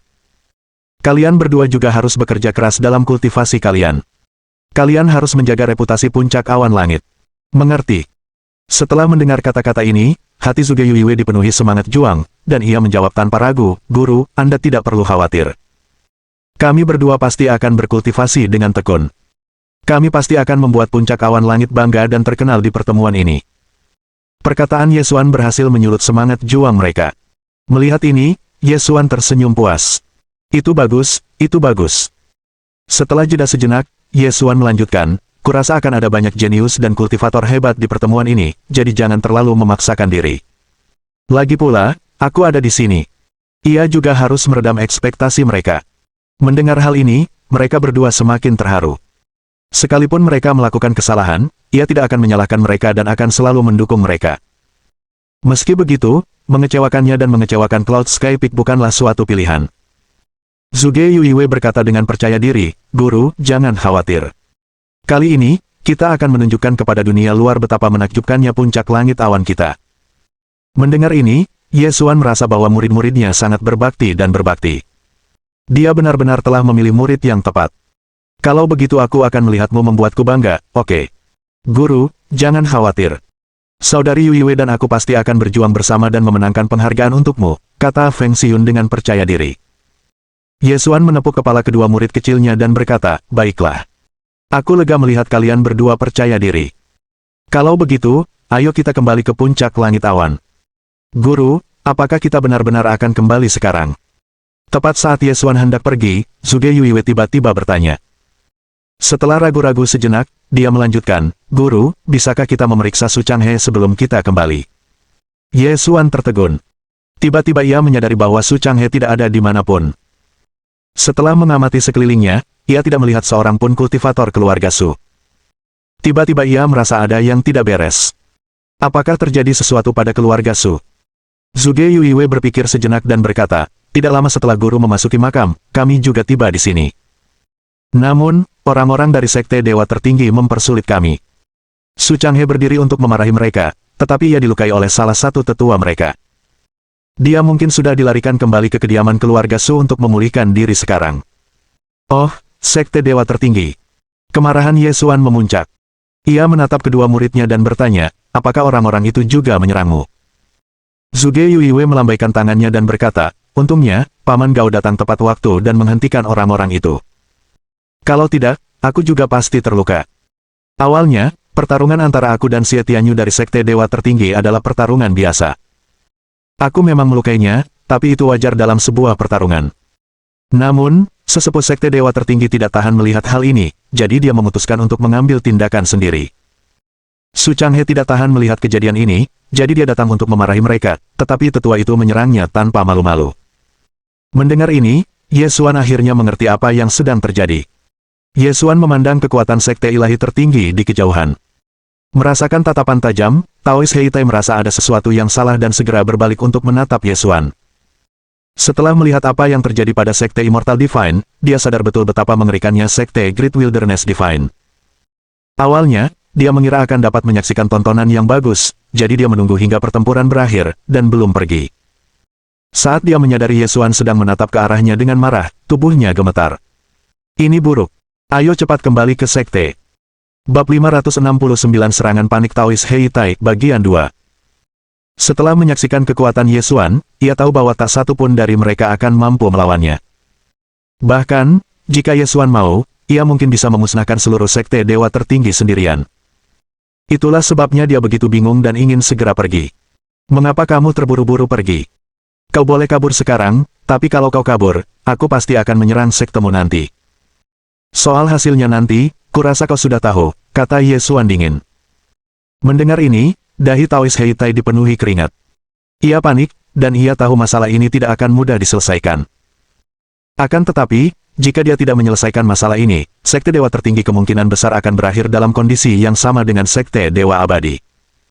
Pada saat itu, Taois Heitai merasa ingin memotong Hantai menjadi 8 bagian karena memprovokasi Sekte Great Wilderness Divine. Dia hanya bisa berpura-pura tenang dan bodoh, lalu berkata, rekan Taois Ye Xuan, apa maksudmu? Kalau tidak salah, kita tidak menyinggung Sekte Dewa Alam Liar Agung, kan? Ye Xuan tidak terganggu dengan aktingnya, dan hanya mendekatinya perlahan dengan senyum menakutkan di wajahnya. Oh, kita sedang berpura-pura bodoh ya? Begitu dia selesai berbicara, Ye Xuan melepaskan niat pedangnya, yang membuat pasukan Sekte Ilahi tertinggi terengah-engah dan pucat. Aku tidak terlalu sabar menghadapi musuhku. Apa kau benar-benar ingin aku menggunakan kekerasan? Mendengar ini, Taois Heitai menjadi semakin bingung. Ia sudah mengerti bahwa tidak ada cara untuk mengelak dari masalah ini. Jika dia tidak menemukan solusi yang baik, maka dia dan sekte tersebut akan hancur. Sambil menarik napas dalam-dalam, dia berkata pada Ye Xuan, rekan Taois Ye Xuan, tolong jangan terburu-buru. Kami memang bersalah atas apa yang terjadi sebelumnya, dan ingin meminta maaf dengan tulus kepada Anda dan kedua murid Anda. Kompensasi seperti apa yang diminta rekan Taois Ye Xuan? Kami pasti akan menanganinya dengan baik. Melihat Taois Heitai patuh, Ye Xuan tersenyum dan menarik kembali niat pedangnya. Orang yang menyerang murid-muridku, aku beri kau kesempatan. Tunjukkan dirimu. Mendengar ini, wajah Hantai memucat. Ia hanya bisa menatap Taois Heitai dengan tatapan memohon. Kakak senior Heitai, tolong bantu aku. Kumohon. Han Tai langsung memohon. Taois Hei Tai sangat bimbang. Ia bahkan tak mampu melindungi dirinya sendiri saat ini, apalagi melindungi orang lain. Pilihannya adalah antara sekte dan seorang tetua. Siapapun akan memilih menukar Han Tai demi keselamatan seluruh sekte dewa tertinggi. Melihat Han Tai telah kehilangan semua harapan, Taois Hei Tai menghela napas panjang. Han Tai, maafkan aku. Aku hanya bisa menyalahkan diriku sendiri karena tidak cukup mampu melindungimu. Apakah sekte ilahi tertinggi kita mampu menyelesaikan krisis ini atau tidak, itu tergantung pada Anda. Taois Hei Tai menyerahkan masalah itu sepenuhnya pada pundak Han Tai. Ye Xuan terkejut dengan tindakannya. Taois Hei Tai adalah pria yang kejam. Han Tai bukan orang bodoh. Bagaimana mungkin dia tidak mengerti maksud kakak seniornya itu? Di permukaan, dia menyerahkan masalah itu ke tangannya sendiri, tetapi kenyataannya, jika dia tidak menyelesaikan masalah ini dengan tepat, bahkan jika dia berhasil selamat dari amukan Ye Xuan, tidak akan ada hal baik yang menunggunya di tangan sekte tersebut. Jika dia berinisiatif mengakuinya, bahkan jika akhirnya dia mati, setidaknya dia bisa meninggalkan kesan yang baik. Sepertinya dia tidak akan bisa lolos dari kematian dengan cara apapun. Han Tai menatap kakak seniornya dan tersenyum pahit. Kakak senior, tampaknya aku telah bekerja keras untukmu namun sia-sia. Petik 1. Pada akhirnya, dia akan dikorbankan demi sekte tersebut. Setelah Han Tai mencemooh dirinya sendiri, dia berdiri tanpa ragu-ragu. Memang aku yang menyerang kedua muridmu. Kalau kau mau berbuat apa-apa padaku, datanglah padaku. Saat ini, ia tak lagi melihat harapan. Sekalipun ia benar-benar ingin membunuh Ye Xuan, ia tak akan melakukan hal bodoh seperti berjuang sia-sia. Dia telah menyaksikan kekuatan Ye Xuan, juga melihat warna asli kakak seniornya. Melihat ini, Ye Xuan tertawa. Haha, ini menarik sekali. Aku benar-benar beruntung bisa menyaksikan adegan dari sebuah kiasan terkenal. Ye Xuan menatap Han Tai dengan dingin dan berkata, baiklah, setidaknya kau punya nyali. Aku tidak akan mengambil nyawamu hari ini. Mendengar ini, Han Tai sangat gembira. Dia diselamatkan. Namun, kegembiraannya terhenti. Kata-kata Ye Xuan selanjutnya membuat hatinya membeku. Jujur saja. Tangan mana yang kau gunakan untuk menindas kedua muridku? Han Tai gemetar dan menatap tangan kanannya. Ia sudah tahu apa yang akan dilakukan Ye Xuan. Sepertinya ia harus merelakan salah satu anggota tubuhnya. Namun, itu ditukar dengan nyawanya, jadi betapapun bodohnya dia tetap akan membuat pilihan ini. Bab 570 Peringatan Ye Xuan. Hati Han Tai benar-benar membeku setelah apa yang dilakukan Taois Hei Tai padanya hari ini. Ia bahkan sempat berpikir untuk membalas dendam pada kakak seniornya ini. Bagaimanapun juga, jika dia bisa mempertahankan hidupnya, mengapa tidak menyerah saja? Han Tai berkata, aku tidak akan merepotkan rekan Dao Xie untuk melakukannya sendiri. Aku sendiri yang akan memotong tangan kananku. Setelah berkata demikian, Han Tai mencabut senjatanya dan memotong tangan kanannya tanpa ragu-ragu. Setelah melakukan hal itu, Han Tai merasakan sakit yang amat sangat hingga ia terus berguling-guling di tanah. Setidaknya orang ini punya nyali dan telah bertanggung jawab atas tindakannya sendiri. Karena itu, Ye Xuan memutuskan untuk membiarkannya hidup. Melihat tindakan Han Tai, amarah Ye Xuan hampir mereda. Ia bahkan menyadari bahwa Han Tai sudah menatap Taois Hei Tai dengan penuh kebencian. Hehe, ini benar-benar menarik. Mungkin akan ada acara bagus yang bisa ditonton nanti, pikir Ye Xuan dalam hati. Dia sebenarnya cukup penasaran dengan apa yang akan terjadi antara Han Tai dan Taois Hei Tai dalam beberapa hari mendatang. Balas dendam mungkin sudah di depan mata. Memikirkan hal ini, Ye Xuan merasa sangat geli, tetapi tetap berpura-pura tenang. Lumayan, kamu punya nyali. Lupakan saja apa yang terjadi sebelumnya. Setelah mengatakan itu, Ye Xuan menatap orang-orang di sekitarnya dengan mata dingin dan melanjutkan, ini juga untuk membuat kalian semua mengerti bahwa murid-muridku tidak mudah diganggu. Kalau mereka sampai terluka karena berkelahi dengan teman-temannya, aku sih nggak peduli. Lagi pula, mereka cuma bisa menyalahkan diri sendiri karena terlalu lemah. Namun, jika seorang kultivator dari generasi tua berani menyentuh murid-muridku, aku hanya bisa menasihati mereka untuk cuci leher dan menunggu eksekusi. Setelah mendengar ini, hati semua orang bergetar, dan mereka merasa sangat beruntung karena tidak memprovokasi murid-murid Ye Xuan. Ada juga sekelompok penonton yang sangat berhati-hati dan berbisik kepada orang-orang dari sekte mereka masing-masing, ingatlah kemunculan kedua murid Ye Xuan dan beritahu murid-murid sekte kita untuk tidak memprovokasi mereka di masa mendatang. Hindari mereka jika memungkinkan. Jika Anda benar-benar memprovokasi mereka, jangan salahkan sekte tersebut karena tidak melindungi Anda. Mengerikan sekali. Aku takut siapapun yang memprovokasi mereka akan mati. Para penonton mulai berdiskusi satu demi satu. Bahkan ada yang menggambar potret Zhuge Yuiwei dan Feng Xiyun untuk dibagikan kepada murid-murid sekte mereka. Tidak ada seorang pun yang ingin menjadi sasaran kemarahan Ye Xuan. Zhuge Yuiwei dan Feng Xiyun juga sangat tersentuh karena guru mereka telah berbuat sejauh ini untuk mereka. Mereka tidak lagi merasa dirugikan oleh apa yang telah terjadi pada mereka sebelumnya. Memiliki guru sebaik itu adalah impian semua orang. Apalagi yang bisa mereka minta. Setelah Ye Xuan memperingatkan yang lain, dia menatap Hantai lagi dan berkata, pengakuan bersalahmu dan kesediaanmu untuk bertanggung jawab telah menyelamatkan hidupmu hari ini. Namun, jika kamu masih belum berdamai dengan hal ini, silakan datang dan temui aku untuk membalas dendam di masa depan. Tidak, tidak, tidak. Aku tidak akan pernah melakukan hal sebodoh itu. Aku tidak akan berani, kata Hantai cepat. Sudah sangat baik dia selamat dari musibah ini. Lagi pula, orang yang benar-benar ingin dia balas dendam sekarang adalah Taois Heitai. Tidak ada alasan untuk memprovokasi Ye Xuan lagi. Mendengar ini, Ye Xuan mengerti maksud Hantai. Ia hanya menatap Taois Heitai dan berkata, haha, sekte dewa tertinggi benar-benar membuka mata. Begitu selesai berbicara, Ye Xuan pergi bersama kedua muridnya tanpa ragu. Kata-katanya penuh dengan penghinaan terhadap sekte dewa tertinggi. Siapakah yang mau bergabung dengan sekte yang tidak berperasaan seperti itu, hanya untuk ditinggalkan dan dibiarkan mati di masa-masa sulit? Kalau bukan karena kemurahan hati Ye Xuan, Hantai mungkin sudah pergi menemui Raja Neraka. Siapa yang bersedia menerima nasib seperti itu? Dengan ini, garis yang jelas ditarik antara sekte Great Wilderness Divine, sekte Supreme Divine. Setelah menyelesaikan masalah ini, Ye Xuan membawa Zhuge Yuiwei dan Feng Xiyun untuk mengunjungi kediaman keluarga Su untuk memeriksa Su Changhe. Namun, akhirnya ia menyadari bahwa pria ini hanya berpura-pura dan tidak mengalami cedera serius. Ia telah membuat keluarganya khawatir tanpa alasan. Melihat hal ini, Ye Xuan sangat marah hingga dia menendang pantatnya, seolah-olah dia kecewa.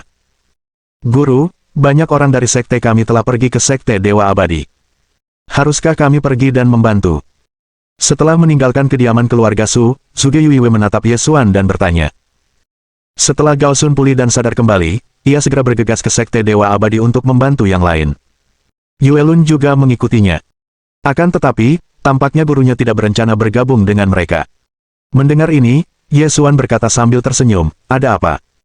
Jangan bilang kau ingin pergi ke sana dan menyaksikan apa yang hanya bisa digambarkan sebagai neraka hidup. Ye Xuan tidak tega membiarkan kedua muridnya melihat pemandangan kejam pembantaian banyak sekali kultivator, jadi dia memilih untuk tidak membantu. Lagi pula, kedua sekte besar itu tidak bisa didamaikan, jadi Aolei dan yang lainnya pasti tidak akan meninggalkan benih masalah di masa depan. Semua orang di sekte Dewa Abadi akan dibantai, sampai orang terakhir. Bab 571 Restoran King Yang lagi. Saat membayangkan adegan berdarah itu, Zhuge Yuiwei dan Feng Xiyun menggigil, bahkan merasa sedikit mual. Bagaimanapun, mereka adalah kultivator. Jika mereka tidak memiliki ketahanan mental, apa yang akan mereka lakukan jika menghadapi situasi seperti itu di masa depan? Karena mereka berada di benua timur, guru mereka dapat melindungi dan menaungi mereka. Namun, bagaimana dengan masa depan? Mereka pada akhirnya akan mengunjungi kerajaan-kerajaan lain, bahkan benua-benua lain. Meskipun merasa jijik, Zhuge Yuiwei tetap teguh pada pendiriannya dan berkata, Guru, saya ingin pergi melihatnya. Mendengar ini, Ye Xuan juga merasa sangat senang dan berkata, baiklah, karena kamu ingin pergi, maka aku akan membawamu ke sana untuk melihatnya. Setelah mengatakan itu, Ye Xuan melihat sekeliling dan berpikir sejenak sebelum berkata, tapi, tidak perlu terburu-buru sekarang. Aku masih punya urusan. Setelah aku selesai dengan masalah ini, kita akan pergi dan melihatnya. Tapi, kalau di sana sudah beres, kita nggak akan ke sana. Nanti nggak ada yang bisa dilihat. Mendengar ini, mereka berdua sedikit tertarik. Apa sebenarnya yang akan dilakukan guru mereka? Mengikuti Ye Xuan, mereka bertiga tiba di restoran nomor 1 di kota Qingyang, Restoran Qingyang. Restoran Qingyang terlibat dalam banyak bisnis, tetapi hingga kini, tidak seorang pun tahu siapa pemiliknya. Orang yang bertanggung jawab atas cabang restoran Qingyang ini adalah seorang kultivator alam penguasa mistik, Han Xikong. Belum lama ini, Zhuge Yuiwei dan Feng Xiyun juga mengalami masalah di sini berkat Lindong. Kebetulan, Han Xikong ada di sana dan berinisiatif membantu mereka. Sesampainya di restoran Qingyang, kedua gadis itu sangat bingung. Apa sebenarnya yang Ye Xuan lakukan di sini? Halo, pelanggan, silakan masuk dan duduk. Setelah melihat mereka bertiga, seorang pelayan segera datang dan mengatur agar Ye Xuan dan yang lainnya duduk. Namun, Ye Xuan hanya berdiri di sana dan kemudian berkata dengan nada tenang, "Pergi dan sampaikan pesan untukku. Minta orang yang bertanggung jawab untuk keluar dan menemuiku." Mendengar itu, si pembantu tertegun sejenak dan segera mencubit dirinya sendiri agar terbangun. Melihat penampilan Ye Xuan, dia tahu bahwa orang ini pasti memiliki latar belakang yang hebat dan mungkin ada di sini untuk menimbulkan masalah. Mendengar hal itu, pelayan itu menjadi sedikit gembira. Restoran King yang sudah lama berdiri di tempat ini, namun belum pernah ada seorang pun yang berani membuat masalah di sini. Namun, apa latar belakang pemuda ini? Dengan demikian, apakah bosnya adalah seseorang yang bisa dipanggil secara acak seperti ini? "Tamu yang terhormat, saya mohon maaf. Bos restoran King yang kami punya banyak tanggung jawab, jadi beliau sangat sibuk. Kalau memang ada yang Anda butuhkan, beritahu saya, nanti saya sampaikan." Pelayan itu tetap bersikap sopan, tetapi ekspresi penghinaannya tampak jelas. Ini tidak mengherankan. Lagi pula, untuk bisa menjadi pelayan restoran King Yang, seseorang harus memiliki status tertentu. Ye Xuan menatapnya dan tidak terlalu mempermasalahkannya. Lagi pula, dia di sini bukan untuk mencari masalah. Beberapa saat kemudian, Ye Xuan melepaskan aura alam tertingginya, menyebabkan seluruh bangunan restoran King Yang bergetar. Wajah pelayan itu langsung pucat pasi. Ia berdiri terpaku di tempat, tak tahu harus berbuat apa. "Saya." Merasakan tekanan yang begitu kuat, pelayan itu menyadari bahwa pemuda di hadapannya bukanlah orang biasa. Sebaliknya, ia adalah seorang ahli yang sangat kuat. "Sepertinya kita punya tamu terhormat hari ini." Sementara pelayan itu kebingungan, Han Xikong berjalan turun dari lantai 2. Meskipun dia tampak sangat tenang, dia sebenarnya panik dalam hati. Apa yang terjadi? Kenapa ahli yang tak tertandingi ini tiba-tiba datang ke tempatku? Han Xikong punya banyak pertanyaan, tetapi tidak ada jawaban. Dalam beberapa hari terakhir, berita tentang prestasi luar biasa Ye Xuan telah menyebar jauh dan luas, dan semua orang tahu bahwa ia telah menerobos ke alam tertinggi, yang merupakan alam yang hanya dapat diimpikan oleh banyak kultivator. Sebagai seorang ahli alam tertinggi, dia pada dasarnya tidak tersentuh di seluruh benua timur, apalagi cabang restoran King yang tidak penting ini. Tidak mungkin Han Xikong akan menyinggung Ye Xuan. Namun, yang tidak dia mengerti adalah mengapa Ye Xuan datang mengetuk pintu rumahnya. Mungkinkah seseorang dari restoran King yang telah memprovokasi Ye Xuan tanpa sepengetahuannya? Han Xikong menjadi semakin gugup ketika memikirkan kemungkinan ini. Namun, ia adalah pria yang berpengalaman, jadi ia tetap terlihat tenang. "Tamu terhormat Ye, apakah ada yang Anda butuhkan dari restoran King yang kecil kami hari ini?" tanya Han Xikong hati-hati. Ye Xuan hanya meliriknya dengan acuh tak acuh dan bertanya, "Apakah Anda orang yang bertanggung jawab atas restoran King Yang?" "Ya, aku mau." Han Xikong sudah berkeringat deras karena panik. Apakah iblis ini datang untuknya? Saya rasa saya tidak menyinggung perasaannya, jadi mengapa dia datang mencari saya? Apakah dia dijadikan kambing hitam bagi orang lain? Ye Xuan hanya tersenyum dan berkata, "Akhirnya aku bisa bertemu denganmu. Sebagai penanggung jawab, kau benar-benar terlalu sibuk. Sulit sekali bertemu seseorang sepenting dirimu." Wajah Han Xikong memucat. Ia memelototi pelayan itu dan cepat-cepat berkata, Tidak, aku hanya kebetulan ada urusan. Saya tidak tahu itu Anda, tamu terhormat Ye. Seandainya saya tahu, saya pasti akan menyambut Anda secara langsung." Melihat penampilan Han Xikong yang memuja, Suge Yuiwe dan Feng Xiyun keduanya tercengang. Sebelumnya, mereka mengira Han Xikong adalah pakar top. Dari sudut pandang orang luar, restoran King Yang juga memiliki latar belakang yang kuat dan tidak ada yang berani memprovokasinya. Namun, di luar dugaan, Han Xikong justru bersikap begitu penurut di hadapan gurunya. Mungkinkah guru mereka sudah menjadi begitu berkuasa? Mereka berdua sangat bingung, tidak tahu apa yang sedang terjadi. Mungkin karena Ye Xuan terlalu memanjakan kedua muridnya, jadi dia secara tidak sadar selalu mengecualikan mereka saat memberikan tekanan spiritualnya. Kalau saja Han Xikong tahu apa yang dipikirkan kedua gadis itu saat ini, mungkin dia akan langsung mengumpat, "Aku khawatir tidak ada seorang pun di Provinsi Timur yang berani menyinggungmu atau gurumu setelah apa yang terjadi." Petik 1. Bab 572 membeli herbal obat. Ye Xuan tersenyum dan berkata, "Kamu terlalu sopan. Saya sudah menanyakannya. Bisnis restoran King yang cakupannya sangat luas, bahkan sudah menyebar ke sebagian besar wilayah benua timur. Oleh karena itu, saya datang ke sini hari ini untuk meminta bantuan Anda." Mendengar ini, Han Xikong menggigil dan berkata, "Tuan, beritahu saya apa yang perlu dilakukan. Selama masih dalam kemampuan saya akan berusaha sebaik mungkin." Itulah yang dia katakan, tetapi Han Xikong ketakutan. Siapa yang akan meminta bantuan seperti ini? Siapa yang akan melepaskan aura mengerikan seperti itu lalu meminta bantuan? Setelah mendengar jawaban Han Xikong, Ye Xuan mencari tempat duduk dan mengeluarkan selembar kertas dari gudangnya. Di dalamnya terdapat daftar berbagai macam herbal. Sebenarnya, bukan masalah besar. Aku hanya ingin mengumpulkan beberapa herba. Karena kamu punya banyak bisnis, aku hanya ingin bantuanmu untuk mengumpulkannya. Mendengar itu, Han Xikong segera melihat daftar herbal tersebut. Meskipun beberapa di antaranya tidak terlalu umum, mereka masih bisa dibeli dengan sedikit usaha. Sebenarnya tidak terlalu sulit baginya untuk mendapatkan tanaman herbal tersebut. Akan tetapi, dia tidak tahu apa yang akan dilakukan Ye Xuan dengan begitu banyak herbal. Apakah dia akan menggunakannya untuk memurnikan pil? Bagaimanapun, itu bukan urusannya. Yang membuatnya senang adalah kesempatan ini untuk menjalin hubungan dengan Ye Xuan. Ketenaran Ye Xuan telah menyebar luas. Kemampuan bertarungnya tak tertandingi, dan ia dikenal sebagai jenius nomor 1 di benua timur. Terlebih lagi, ia adalah seorang ahli alam tertinggi. Jika mereka dapat membangun hubungan baik dengannya, itu akan sangat bermanfaat bagi restoran Qingyang. Sebagai penanggung jawab restoran Qingyang dan pedagang yang cakap, dia telah membuat keputusan. Ah, jadi begitu. Serahkan saja pada kami. Tidak akan menjadi masalah bagi kita untuk membeli ramuan ini, dan aku pasti akan mengirimkannya ke puncak langit awan sesegera mungkin. Namun, kami tidak menerima pembayaran apapun untuk ini. Anggap saja ini hadiah kecil dari restoran Qingyang kami. Bagaimana menurutmu? Han Xikong mengatakan semua ini sambil menatap Ye Xuan dengan penuh harap. Jelas ia ingin berhubungan baik dengan Ye Xuan. Namun, bola ada di tangan Ye Xuan, bukan di tangannya. Ye Xuan memandang Han Xikong dengan acuh tak acuh. Ia jelas tahu apa niat Han Xikong. Setelah berpikir sejenak, ia berkata, tidak perlu ada pengaturan seperti itu. Aku punya cukup uang untuk membayarnya, dan cukuplah kau menunjukkan ketulusanmu. Lagi pula, sebagai kultivator, kita benci berutang pada orang lain. Kamu harusnya mengerti ini, kan? Baiklah, aku mengerti, jawab Han Xikong cepat. Meskipun sedikit kecewa, semuanya tetap berjalan ke arah yang baik.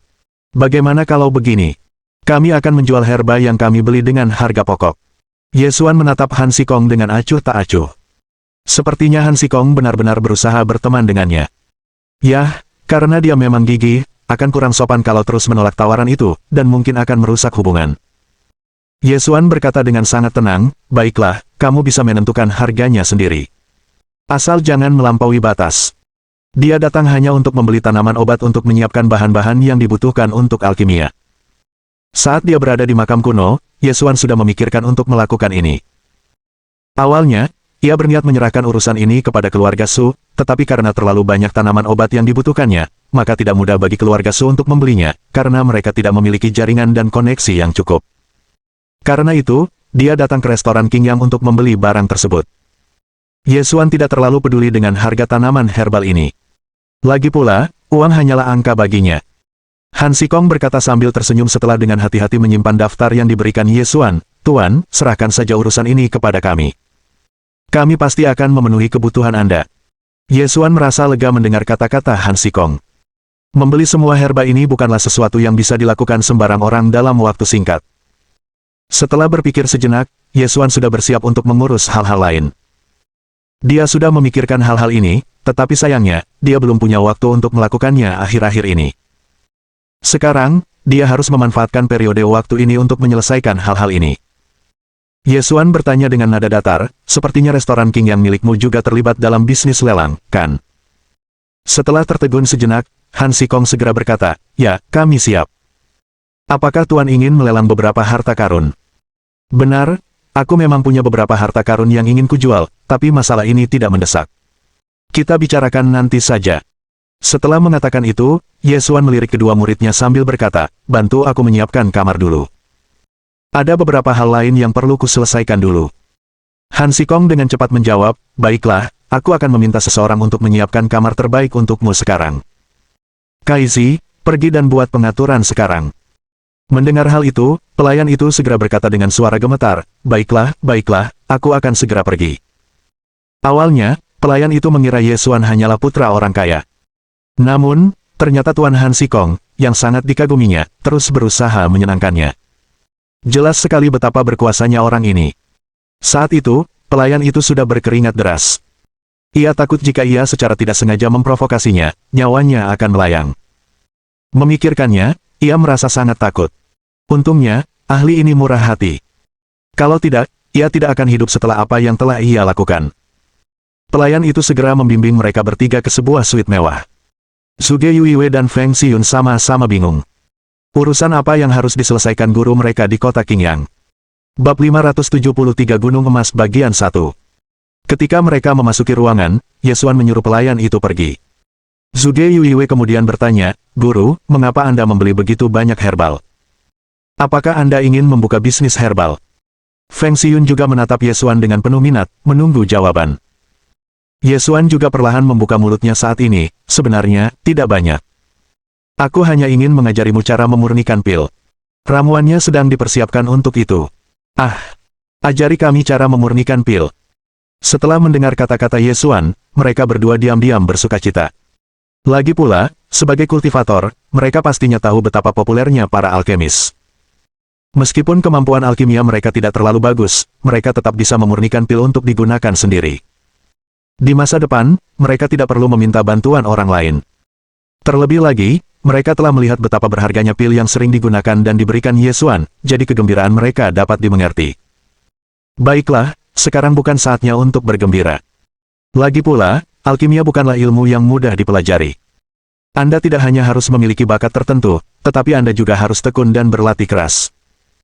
Hanya dengan begitu Anda akan dapat memurnikan pil berkualitas tinggi. Tapi kamu tidak perlu terlalu berkecil hati. Sekalipun kamu tidak bisa memurnikan pil berkualitas tinggi, itu bukan masalah besar. Lagi pula, aku punya banyak pil cadangan untuk kamu gunakan.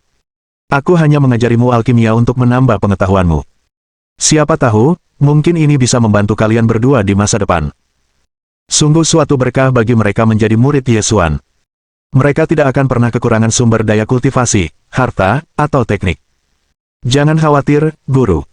Kami akan berusaha sebaik mungkin untuk menguasai alkimia, jawab Zhuge Yuiwei dengan percaya diri. Ye Xuan sangat senang dengan ini, tetapi pada saat yang sama, sudut mulutnya melengkung. Sudah waktunya untuk menuai beberapa pahala dari para pengikutnya. Memikirkan hal ini, Ye Xuan berpura-pura mendesah penuh kasih sayang. Ia menatap kedua muridnya dan berkata, "Kalian berdua telah banyak menderita mengikutiku. Puncak awan langit kita benar-benar buruk, dan aku bahkan tidak punya cukup uang untuk membelikanmu baju baru. Kalian berdua belum sempat berdandan seperti gadis-gadis seusiamu." Setelah mendengar kata-kata Ye Xuan, mereka merasa tersentuh. Mereka sungguh tidak menyangka guru mereka akan mempertimbangkan hal-hal ini. "Guru, jangan bilang begitu. Guru sudah sangat baik kepada kami, jadi bagaimana mungkin kami berani meminta yang lain?" Suara Zhuge Yuiwei bergetar saat dia berbicara. Beberapa saat kemudian, Ye Xuan berbalik dan menatap Feng Xiyun. "Xiyun, kau terlahir di keluarga kerajaan. Kau bisa saja menikmati hidup mewah, tapi kau malah begitu menderita bersamaku. Sebagai gurumu, aku ingin kamu aman dan bisa berkultivasi dengan tekun, tetapi aku juga ingin kamu menjalani kehidupan yang bahagia." Feng Xiyun segera berkata, "Guru, saya sebenarnya sangat puas dengan kehidupan kita saat ini. Hal-hal materi seperti uang sebenarnya tidak penting. Lagi pula, kita sudah cukup bahagia, jadi jangan khawatir tentang hal-hal seperti itu." Pada titik ini, Ye Xuan akhirnya sampai pada intinya. Ye Xuan mengambil ribuan emas sakti yang diterimanya dari keluarga Su, lalu menghela napas dan berkata, "Hanya ini yang bisa kuberikan padamu. Habiskan saja. Belilah beberapa pakaian dan aksesori cantik untuk kalian." Melihat emas murni sebanyak itu, Zhuge Yuiwei benar-benar tercengang. Ini pertama kalinya dia melihat emas murni sebanyak itu. Akan tetapi, meskipun dia merasa sangat bersyukur, dia tetap ingin menolaknya. Tanpa diduga, Ye Xuan berbicara sebelum Zhuge Yuiwei dan Feng Xiyun bisa menolaknya. "Murid-muridku terkasih, di masa depan, kalian pasti perlu mencari nafkah sendiri di luar. Apa yang akan kalian lakukan jika tidak punya uang? Ini hanya sejumlah kecil uang. Terimalah. Kamu akan membutuhkannya nanti. Hanya ini yang bisa kuberikan padamu."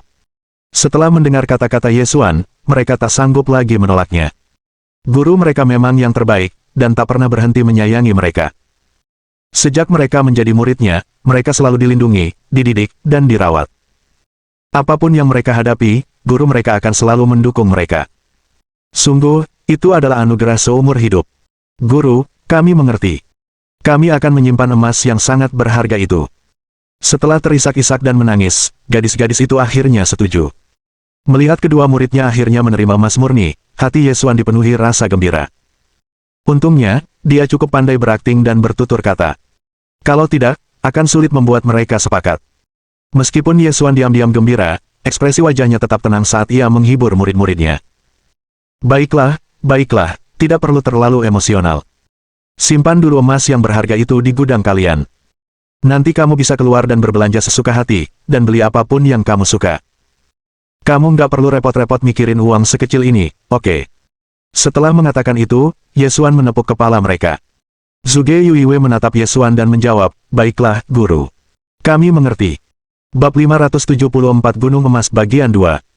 Sebagai seorang putri, Feng Xiyun tidak begitu mengerti konsep uang, dan bahkan ingin menyerahkan bagiannya kepada Zhuge Yuiwei untuk dikelola. Akan tetapi, Zhuge Yuiwei tidak mengizinkannya, jadi dia tetap mendapat setengah dari jumlah itu, yaitu sekitar 6.000 tael. Ding! Selamat! Tuan rumah telah memberikan 12.000 tael emas murni kepada murid-muridnya. Tuan rumah telah mendapatkan hadiah kritis 10.000 kali lipat. Selamat, tuan rumah telah menerima 120 juta tael emas murni. 120 juta tael emas murni. Setelah mendengar notifikasi sistem, Yesuan sangat gembira. Ini jumlah uang yang sangat besar. Dia sekarang menjadi anggota kaum kaya baru. Dia bisa membeli apapun yang dia mau. Haruskah dia merenovasi rumah di puncak Cloud Sky? Haruskah dia berbelanja besar-besaran di pelelangan? Kemungkinannya tidak terbatas. Hanya butuh waktu singkat bagi 120 juta tael emas murni untuk dipindahkan ke ruang penyimpanannya. Melihat gunung kecil berisi emas murni itu, jantung Yesuan berdebar kencang. Ia tak sabar untuk menghabiskannya. Sejujurnya, meskipun 120 juta tael emas murni memang banyak, jika dia mulai membeli harta dan artefak berharga, itu tidak akan bertahan lama. Selain itu, alkimia membutuhkan modal awal. Ramuan dan tungku itu tidak akan jatuh dari langit. Karena itu, ia masih harus berhemat. Setidaknya untuk saat ini. Alasan ia meminta Han Xikong menjual sebagian hartanya adalah untuk mendapatkan lebih banyak uang.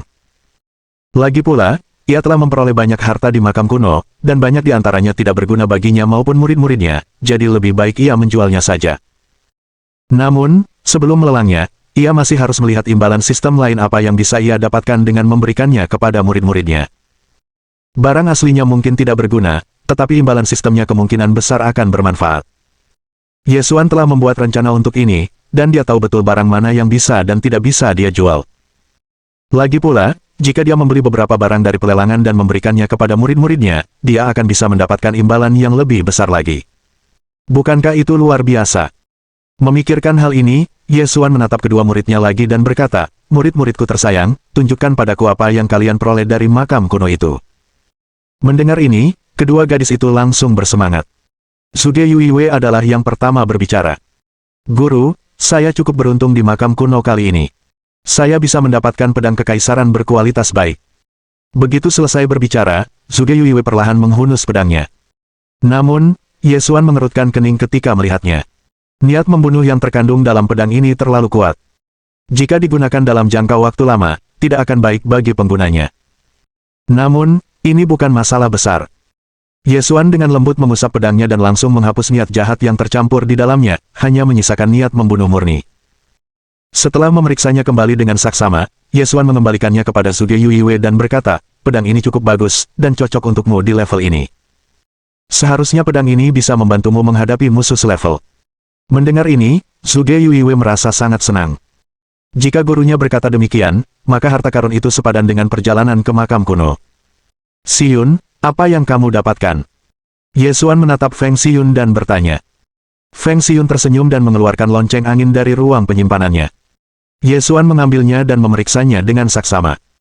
Ia menyadari bahwa meskipun harta karun itu berkualitas baik, itu bukanlah harta karun kekaisaran. Namun, kualitasnya cukup baik. Setelah mengembalikan lonceng angin kepada Feng Xiyun, Yesuan mulai berpikir dengan hati-hati. Selama perjalanan ke makam kuno ini, pencapaian Zhuge Yuiwei secara keseluruhan tampaknya melampaui Feng Xiyun. Namun, dalam hal kultivasi, peningkatan Feng Xiyun jauh lebih cepat. Kekuatan Feng Xiyun telah mencapai puncak alam materialisasi. Ketika ia meninggalkan puncak Yuntian, ia baru saja memasuki alam materialisasi. Dilihat dari kelihatannya, Feng Xiyun seharusnya mendapatkan beberapa harta lainnya yang membantunya meningkatkan level kultivasinya di dalam makam kuno. Zhuge Yuiwei telah mencapai tahap tengah alam hampa, yang lebih tinggi dibandingkan dengan tahap awal kultivasi alam hampa yang dijalaninya sebelum ia meninggalkan puncak awan langit. Meskipun peningkatannya tidak secepat Feng Xiyun, peningkatannya jauh lebih cepat daripada kebanyakan kultivator lainnya. Ia hampir menyamai Hua Rufeng, yang telah berkultivasi jauh lebih lama darinya. Setelah memeriksa hasil panen kedua muridnya, Ye Xuan juga tersenyum lega. Mereka melakukannya dengan baik. Petik 1. Setelah berpikir sejenak, Ye Xian mengeluarkan God Saber yang diperolehnya setelah membunuh lelaki tua beralis putih itu. Pedang dewa itu pendek dan tajam, dan kekuatannya tak bisa diremehkan. Bahkan Ye Xuan hampir terluka karenanya. Xiyun, kamu tidak punya senjata yang cocok untuk digunakan, jadi aku akan memberimu God Saber ini. Begitu dia selesai berbicara, Ye Xuan menyerahkannya padanya. Feng Xiyun tercengang. Saat ia menyentuh pedang dewa, ia bisa merasakan niat membunuh yang sangat kuat di dalamnya. Dari segi kualitas, God Saber ini bahkan sebanding dengan pedang kekaisaran Zhuge Yuiwei. Guru. Saat itu, Feng Xiyun sudah kehilangan kata-kata. Namun, Ye Xuan terus menyerang selagi besi masih panas dan berkata, baiklah, tidak perlu bicara lagi. Ambil saja apa yang kuberikan padamu. Kenapa kau begitu sopan? Karena aku sudah memberikannya padamu, aku pasti sudah memikirkannya matang-matang. Yuiwei sudah memiliki pedang kekaisaran dan pedang langit awan, tapi kau belum punya senjata yang tepat. Kalian berdua sangat berharga bagiku. Aku tidak akan memihak. Ambillah God Saber ini dan gunakanlah dengan baik. Bab 575 Pedang Dewa. Setelah menerima God Saber dari gurunya, Feng Xiyun memegangnya di tangannya dan mulai mengayunkannya. Ye Xuan menyaksikan pemandangan ini sambil tersenyum dan berkata, senjata ini disebut God Saber, dan dapat digunakan untuk melepaskan kemampuan yang sangat kuat. Saat kita kembali ke puncak langit awan, aku akan mengajarimu cara menggunakannya. Dengan bantuannya, teknik Helviremu akan mampu menunjukkan kekuatan yang lebih besar, dan kekuatan tempurmu pasti akan meningkat beberapa kali lipat. Feng Xiyun menjadi bersemangat dan menjawab, guru adalah yang terbaik. Dengan meningkatnya level kultivasinya, dia telah bertemu dengan semakin banyak kultivator hebat dan sekarang mengerti pentingnya memiliki senjata yang bagus. Mulai sekarang, ia tak perlu lagi terus-menerus berada di bawah perlindungan kakak perempuannya. Ia tak sabar untuk mencobanya. Melihat ini, Ye Xuan juga sangat senang. Lalu, ia mengeluarkan 2 set baju besi fleksibel. Dari 2 set zira ini, satu berelemen api, dan satu lagi berelemen es, Ye Xuan mendapatkannya dari lelaki tua beralis putih itu, dan zira itu sangat cocok untuk kedua muridnya. Meskipun kedua set baju zira ini tidak sekuat jubah pelangi miliknya, namun cukup untuk digunakan pada levelnya. Ambil 1 set masing-masing. Enggak perlu sopan. Keduanya tercengang. Masih ada lagi. Apa yang salah dengan guru mereka hari ini? Mungkinkah dia benar-benar menjadi kaya dalam semalam dan tidak sabar untuk membagikan semua hartanya? Jika orang luar melihat pemandangan ini, mereka pasti akan merasa iri. Guru macam apa yang terus-menerus memberikan harta karun kepada murid-muridnya di dunia mistik? Zhuge Yuiwei dan Feng Xiyun tidak ragu lagi. Mereka menerimanya begitu saja, karena mereka sudah terlalu sering berterima kasih kepadanya. Yang penting, mereka tidak mengecewakan guru mereka di kemudian hari. Feng Xiyun mengambil baju zirah atribut api dan memakainya, sementara Zhuge Yuiwei memilih baju zirah atribut es. Pada saat ini, Zhuge Yuiwei bahkan merasa perjalanannya ke makam kuno itu sia-sia. Pada akhirnya, ia mendapatkan lebih banyak harta dari gurunya. Perhatian gurunya menghangatkan hatinya. Ia bersumpah untuk mengingat kebaikan dan kemurahan hatinya. Setelah membagikan semua barang yang dibutuhkannya, ia merasa usahanya berhasil. Ye Xuan memandang kedua muridnya dan berkata, baiklah, masih banyak waktu, jadi kalian berdua bisa berbelanja bersama dan membeli apapun yang kalian inginkan. Aku akan memberimu libur hari ini.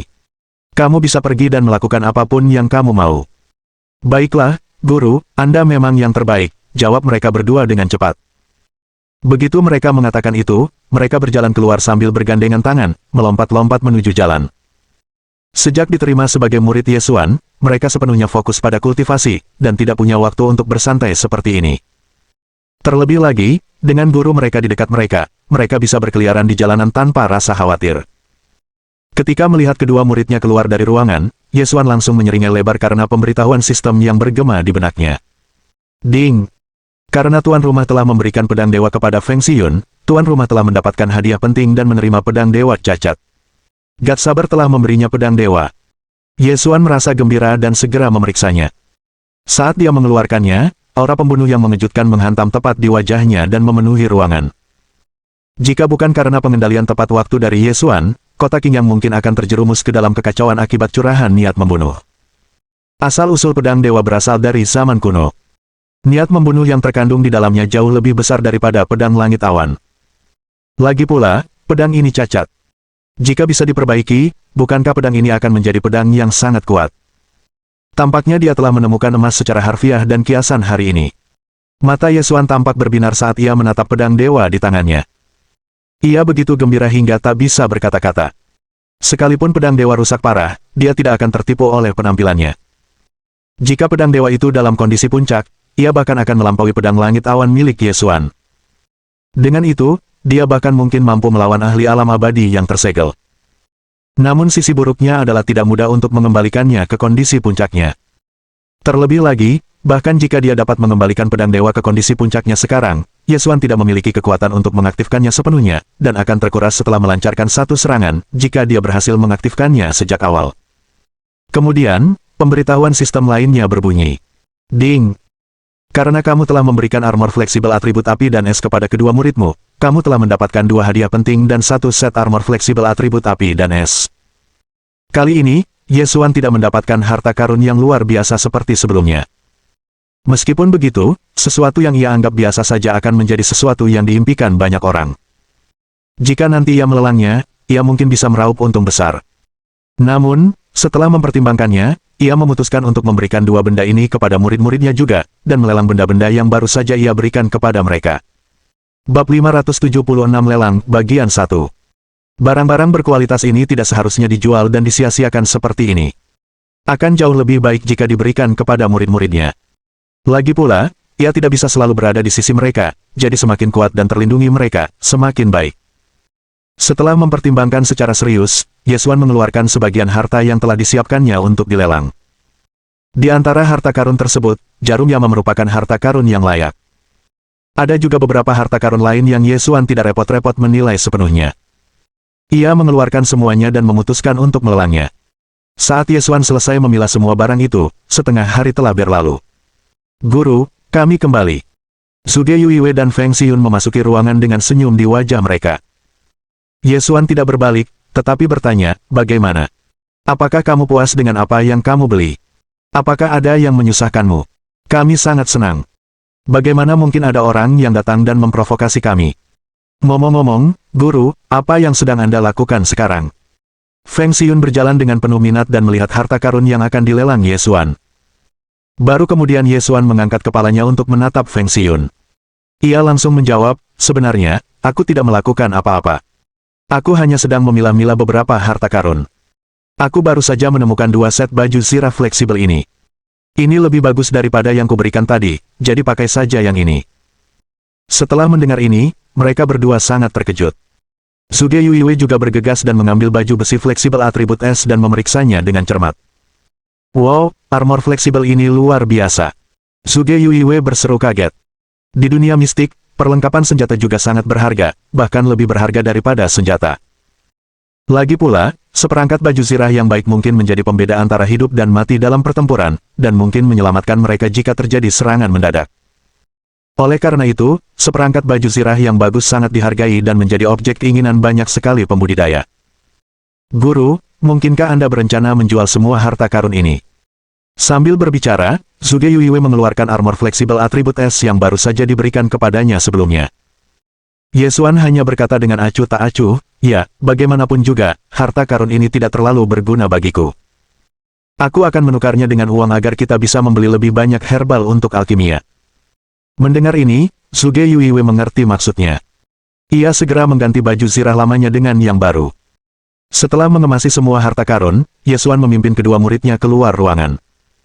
Melihat Ye Xuan muncul, Han Xikong bergegas dan berkata dengan hormat, Tuan, saya sudah mulai memesan ramuan herbal di daftar Anda. Mungkin tidak butuh waktu lama baginya untuk membeli semua tanaman herbal dalam daftar. Nanti aku akan mengirim mereka sendiri ke puncak awan langit. Mendengar ini, Ye Xuan mengangguk. Han Xikong memang sangat teliti dalam pekerjaannya. Baiklah, kirimkan saja kepadaku setelah kamu membeli semuanya. Aku juga harus merepotkanmu untuk membantuku melelang harta karun yang telah kupilih ini. Petik 2. Ye Xuan kemudian mengeluarkan tas penyimpanan dan menyerahkannya kepada Han Xikong. Mendengar ini, Han Xikong tertegun, namun diam-diam merasa gembira. Dia juga tahu betul seberapa kuat Ye Xuan. Sebagai ahli alam tertinggi, harta karun ini pasti sangat berharga. Jika memungkinkan, dia sendiri yang akan membeli semua harta karun itu. Saya berharap bisa membeli semuanya sendiri, tapi sumber daya keuangan saya terbatas. Han Xikong kemudian melanjutkan dengan cepat, Tuan, kebetulan, restoran King yang mengadakan lelang hari ini. Banyak kultivator datang ke sini untuk memilih beberapa harta karun. Harta karun yang ingin kalian lelang seharusnya bisa mendapatkan harga bagus hari ini. Mendengar ini, Ye Xuan berkata, kalau begitu, bantu aku melihat harta karun ini dulu. Ye Xuan langsung menyerahkan tas penyimpanan itu kepada Han Xikong, percaya bahwa ia akan melakukan tugas ini dengan baik. Bagaimanapun, ia tidak khawatir seseorang akan membawa kabur harta karunnya. Mencuri dari ahli alam tertinggi adalah hal yang sangat bodoh untuk dilakukan. Tuan, mari kita pergi ke tempat lain dan bicara. Setelah melihat-lihat, Han Xikong merasa tidak nyaman untuk berbicara di sini, jadi dia membawa Ye Xuan dan yang lainnya ke rumah lelang. Tuan, tempat ini adalah tempat pelelangan akan diadakan, Han Xikong menjelaskan kepada Ye Xuan sambil menunjuk gedung di depan mereka. Kemudian, ia mengeluarkan beberapa topeng dan menyerahkannya kepada Ye Xuan dan dua orang lainnya. Tuan muda, rumah lelang ini menjaga privasi setiap tamu terhormat. Oleh karena itu, saat memasuki rumah lelang, para tamu diwajibkan mengenakan masker ini. Hal ini dilakukan untuk mencegah orang-orang yang berniat jahat mengidentifikasi dan mencuri barang-barang pemenang lelang. Ye Xuan mengangguk mengerti. Namun, apakah benar-benar bermanfaat jika hanya mengenakan masker? Ye Xuan tertawa dalam hati, tetapi dia tetap mengenakan topengnya. Meskipun ia belum pernah memasuki balai lelang secara langsung, ia tidak asing dengan proses lelang. Lagi pula, ia telah membaca banyak sekali cerita dan novel di kehidupan sebelumnya. Dalam situasi normal, saat tokoh utama tiba di balai lelang, mereka akan mendapat tawaran menarik secara kebetulan, atau memancing keributan besar lainnya. Namun, situasinya berbeda baginya. Lagi pula, dialah orang penting di sini. Siapa yang berani memprovokasi dia? Mengenakan topeng ini mungkin hanya untuk melindungi keselamatan orang lain, dan tidak banyak gunanya bagi Ye Xuan. Xiyun, mengapa rumah lelang ini begitu aneh? Mengikuti di belakang Ye Xuan, Zhuge Yuiwei dan Feng Xiyun mulai berbicara dengan berbisik. Mendengar ini, Feng Xiyun juga mulai melihat sekeliling. Namun, ia tidak menyadari apapun, jadi ia bertanya, kakak senior Yue, apa maksudmu? Tatapan Zhuge Yuiwei terpaku pada beberapa wanita yang berlalu lalang di sekitar pelelangan. Ia merasa mata mereka kosong, seolah-olah mereka robot. Itulah sebabnya dia merasa situasinya sangat aneh. Mengapa para wanita ini terlihat seperti ini? Bab 577 Lelang, Bagian 2. Feng Xiyun segera mengerti apa yang dimaksud kakak perempuannya ketika mengucapkan kata-kata itu. Ia segera menjelaskan, wanita-wanita itu memang menyedihkan. Mereka mungkin telah dijual ke tempat ini sejak muda, dan dilatih menjadi pelayan yang akan menerima tamu-tamu rumah lelang. Pelatihannya cukup keras, dan dimaksudkan untuk memastikan kesetiaan dan kepatuhan penuh terhadap rumah lelang. Ini memang tampak sangat kejam, tapi begitulah dunia mistik. Ini hukum rimba. Mereka hanya mendapat bagian yang kurang, dan tak punya kekuatan untuk mengubah nasib mereka. Setelah mendengar kata-kata Feng Xiyun, wajah Zhuge Yuiwei langsung memucat. Ia merasa sedikit takut. Jika Ye Xuan tidak menerimanya sebagai murid, apakah dia akan berakhir seperti wanita-wanita ini? Memikirkan hal ini, Zhuge Yuiwei merasa jijik, tetapi di saat yang sama, hatinya dipenuhi rasa terima kasih kepada Ye Xuan. Dia benar-benar penyelamat hidupnya. Melihat punggung Ye Xuan, dia merasakan rasa aman yang belum pernah terjadi sebelumnya. Setelah beberapa saat, dia berkata kepada Feng Xiyun, untungnya, guru menerimaku, kalau tidak, aku mungkin akan berakhir seperti mereka. Mendengar ini, Feng Xiyun tersenyum tipis. Ia menggenggam tangan Zhuge Yuiwei dan menjawab, pengalaman kita sebenarnya agak mirip. Dibandingkan dengan Zhuge Yuiwei, kondisi Feng Xiyun hanya sedikit lebih baik. Karena diperalat untuk menikah, ia sebenarnya tak ada bedanya dengan alat. Keduanya saling berpandangan. Makna di balik tatapan mereka begitu jelas. Kemudian, mereka mengikuti Ye Xuan dari dekat ke sebuah ruangan mewah. Tuan, ini salah satu kamar termewah di rumah lelang kami, Suite 001, kata Han Xikong dengan nada menjilat. Dia ingin menambahkan bahwa suite ini hanya bisa dimasuki oleh tamu-tamu penting di rumah lelang tersebut. Namun, ia takut membuat Ye Xuan tidak senang, jadi ia menyimpan kata-kata itu dalam hati. Lagi pula, tak ada tamu penting sebelumnya yang bisa menandingi status Ye Xuan.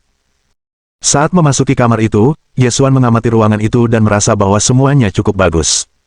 Tempat ini cukup bagus. Setelah mengatakan itu, Ye Xuan berjalan ke kursi mewah dan duduk, seolah-olah itu adalah rumahnya sendiri. Perasaan ini lumayan. Rasanya seperti seorang taipan, pikir Ye Xuan dalam hati. Setelah beberapa saat, ia berdiri dan berkata kepada Han Xikong, "Baiklah, bantu aku melihat harta karun ini dulu. Setelah itu, kau bisa melelangnya. Aku sedang terburu-buru, karena aku mungkin harus melakukan perjalanan ke Sekte Dewa Abadi nanti untuk membantu membasmi mereka." Astaga! Apa dia perlu menambahkan informasi singkat itu? Meskipun kata-kata Ye Xuan tenang dan tidak peduli, Han Xikong tercengang. Kata-kata itu cukup membuatnya gemetar, dan punggungnya sudah dipenuhi keringat dingin. Bahkan berdiri di samping Ye Xuan pun, ia merasa sedikit tidak nyaman. Dia tidak meragukan kata-kata Ye Xuan. Lagi pula, pertarungan antara Sekte Great Wilderness Divine dan Sekte Immortal Divine sudah diketahui secara luas. Tetua Agung Ao Lei mungkin sudah ada di sana melakukan tugasnya. Saya tidak mampu memprovokasi keberadaan seperti itu. Petik 1. Aku harus membuatnya bahagia. Petik 1. Baik, Pak. Saya akan segera menyelesaikannya, Han Xikong menggigil dan menjawab dengan cepat. Setelah memeriksa dengan saksama harta karun Ye Xuan, Han Xikong mengeluarkan beberapa harta karun yang paling berharga dan menyimpannya untuk pelelangan utama sebentar lagi. Adapun barang-barang umum lainnya akan dilelang pada lelang sekunder. Setelah melakukan semua ini, Han Xikong sekali lagi kehilangan kata-kata. Kekayaan Ye Xuan tidak terbayangkan. Jarum Yama mungkin merupakan harta paling berharga yang pernah dijual di rumah lelang mereka. Lagi pula, harta karun seperti ini biasanya disimpan untuk digunakan sendiri. Pakar mana yang mau melelangnya? Yang tidak dipahami Han Xikong adalah bahwa harta karun yang ia anggap berharga itu hanyalah hal biasa bagi Ye Xuan. Sama sekali tidak layak disebut. "Tuan, saya sudah selesai memeriksanya. Jarum Yama, serta set armor fleksibel atribut es dan api, akan menjadi barang terakhir lelang utama. Berapa harga yang ingin Anda tetapkan untuk mereka?" Han Xikong bertanya dengan suara gemetar. Namun, Ye Xuan tidak tahu banyak tentang harga barang-barang ini, jadi dia menjawab dengan acuh tak acuh, "Anda memiliki wewenang penuh untuk memutuskan." Han Xikong tersenyum dan mengangkat dua jari. "Bagaimana menurutmu jika tawaran awal ditetapkan sebesar 20 juta tael perak murni?" Persetan. Kali ini giliran Ye Xuan yang terkejut. Harga awalnya sudah 20 juta tael perak murni. Bab 578 Feng Lu, bagian 1. Meskipun itu adalah perak murni, 20 juta tael perak murni setara dengan 200.000 tael emas murni. Pada saat itu, jika dia memberikan jumlah itu kepada murid-muridnya dan mendapatkan pahala berlimpah lainnya dari sistem, apakah dia masih perlu khawatir tentang uang di masa mendatang? Lagi pula, ini baru harga awal. Astaga! Saat ini, Ye Xuan sudah merasa bahwa masa depannya tak terbatas. Kegembiraan di hatinya tak terlukiskan, tetapi ekspresinya tetap sama. Baiklah, kalau begitu kita tetapkan itu sebagai harga awal." Setelah mendengar bahwa Ye Xuan telah menyetujui harga awal, hati Han Xikong akhirnya merasa tenang. Dia sebenarnya agak takut. Kalau saja Ye Xuan tidak puas dengan harga yang ditawarkannya, dan menjadi marah, dia mungkin sudah mati. Mengapa kesepakatan ini begitu menakutkan? Ini adalah kesepakatan paling berbahaya yang pernah dibuatnya sepanjang hidupnya. Dia basah kuyup dengan keringat dingin. "Baiklah, Pak. Kalau tidak ada yang lain, saya permisi dulu. Tunggu sebentar di sini. Saya yakin pelelangannya akan segera dimulai." Ye Xuan mengangguk tanda mengerti dan duduk kembali. Zhuge Yuiwei dan Feng Xiyun juga duduk di sebelah Ye Xuan, mereka juga menantikan pelelangan. Berapa harga harta karun guru mereka jika dijual? Seiring berjalannya waktu, kursi-kursi di aula lelang itu pun berangsur-angsur terisi. Namun, pada saat itu, Ye Xuan menyadari ada pertengkaran di luar kamar. "Pangeran Zhanglu, ada tamu VIP di suite 001, Anda tidak boleh masuk." "Cek, VIP apa? Aku seorang pangeran, dan tamu terpenting di sini." Begitu dia selesai berbicara, seorang lelaki tua berperut buncit berjubah emas tiba-tiba membuka pintu dan masuk. Setelah melihat orang ini, Feng Xiyun tidak dapat menahan diri untuk tidak mengerutkan kening. Zhuge Yuiwei sudah menyadari perilaku aneh adik perempuannya dan segera bertanya, "Xiyun, ada apa? Apa kau tahu siapa orang tua ini?" Setelah berpikir sejenak, Feng Xiyun menjawab, "Ya, aku mau. Dia pangeran dari kerajaan Dewa Yangli. Namanya Feng Lu, tapi orang-orang memanggilnya Pangeran Zhanglu. Kurasa dia bisa dianggap pamanku." Zhuge Yuiwei mengangguk mengerti.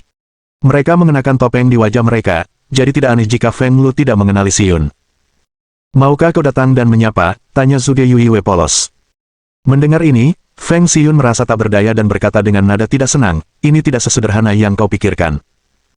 Meskipun dia pamanku, aku sama sekali tidak menganggapnya sebagai keluarga, begitu pula dia. Lagi pula, statusku di keluarga kerajaan tidak ada apa-apanya dibandingkan dengannya, jadi aku tidak punya alasan atau hak untuk menyambutnya. Mendengar ini, Zhuge Yuiwe tiba-tiba tersadar. Ia diam-diam menggenggam tangan kecil Xiyun. Mari kita lihat siapa VIP yang sebenarnya mencuri suitku. Feng Lu berjalan perlahan ke dalam suite dengan ekspresi arogan. Setelah melihat sekeliling, ia mengabaikan Zhuge Yuiwe dan Feng Xiyun. Ia merasa kedua wanita ini hanya datang untuk melayani VIP. Lalu tatapannya tertuju pada Ye Xuan. Melihatnya, Feng Lu mengerutkan kening dan berpikir, orang ini terlihat sangat muda. Mungkinkah dia berasal dari keluarga besar? Memikirkan hal ini, Feng Lu merasa lega. Selama itu bukan keluarga yang sangat berkuasa, dia dapat dengan mudah menyelesaikan masalah ini. Saat ini, Ye Xuan tidak berkata apa-apa. Ia menatap Feng Lu dengan ekspresi tenang. Seorang pelayan bergegas menghampiri dan berkata dengan panik, "Maaf, Tuan. Saya tidak bisa menghentikannya tadi dan membiarkannya datang mengganggu Anda." Setelah mengatakan itu, kaki pelayan itu mulai gemetar ketakutan. Ia masih ingat bahwa Han Xikong telah berpesan kepadanya untuk melayani Ye Xuan dengan baik dan tidak memprovokasinya, jika tidak, orang-orang di sini mungkin akan mati. Namun, betapapun kerasnya ia berusaha menghentikan Pangeran Feng Lu, sang pangeran mengabaikannya begitu saja dan menerobos masuk. Hal ini menempatkannya dalam posisi yang sulit. "Pangeran, kalau kau bosan hidup, jangan seret aku ke dalam masalah ini. Aku belum hidup cukup lama." Ye Xuan mengangkat tangannya dan memberi isyarat kepada pelayan itu, memberi isyarat agar dia tidak ikut campur dalam masalah ini. Kemudian, dia menatap Feng Lu, ingin tahu trik apa yang akan dia mainkan. Setelah mempertimbangkan dengan saksama, Feng Lu memutuskan bahwa Ye Xuan memang seorang tuan muda dari keluarga besar yang pergi berjalan-jalan karena bosan. Karena itu, tuan muda ini mungkin mencoba pamer dan telah menghabiskan banyak uang untuk mengamankan suite ini. Setelah berpikir sejenak, Feng Lu menenangkan diri dan berkata sambil tersenyum, "Bolehkah aku bertanya dari keluarga besar mana kamu berasal?" "Saya adalah seorang pangeran dari Kekaisaran Ilahi Yang Li. Panggil saja saya Pangeran Zhang Lu. Saya selalu menempati suite 001, dan ingin meminta kerjasama Anda untuk menyerahkannya kepada saya." Keluarga kerajaan selalu memperhatikan etiket dalam segala hal. Hal ini juga merupakan praktik kerajaan mereka. Setelah mengetahui bahwa orang ini sebenarnya adalah pangeran dari kerajaan suci Yang Li, Ye Xuan sejenak tertegun dan menoleh ke arah Feng Xiyun. Melihat ini, Feng Xiyun mengangguk ke arah Ye Xuan, memastikan bahwa orang ini memang berasal dari Kekaisaran Ilahi Yang Li.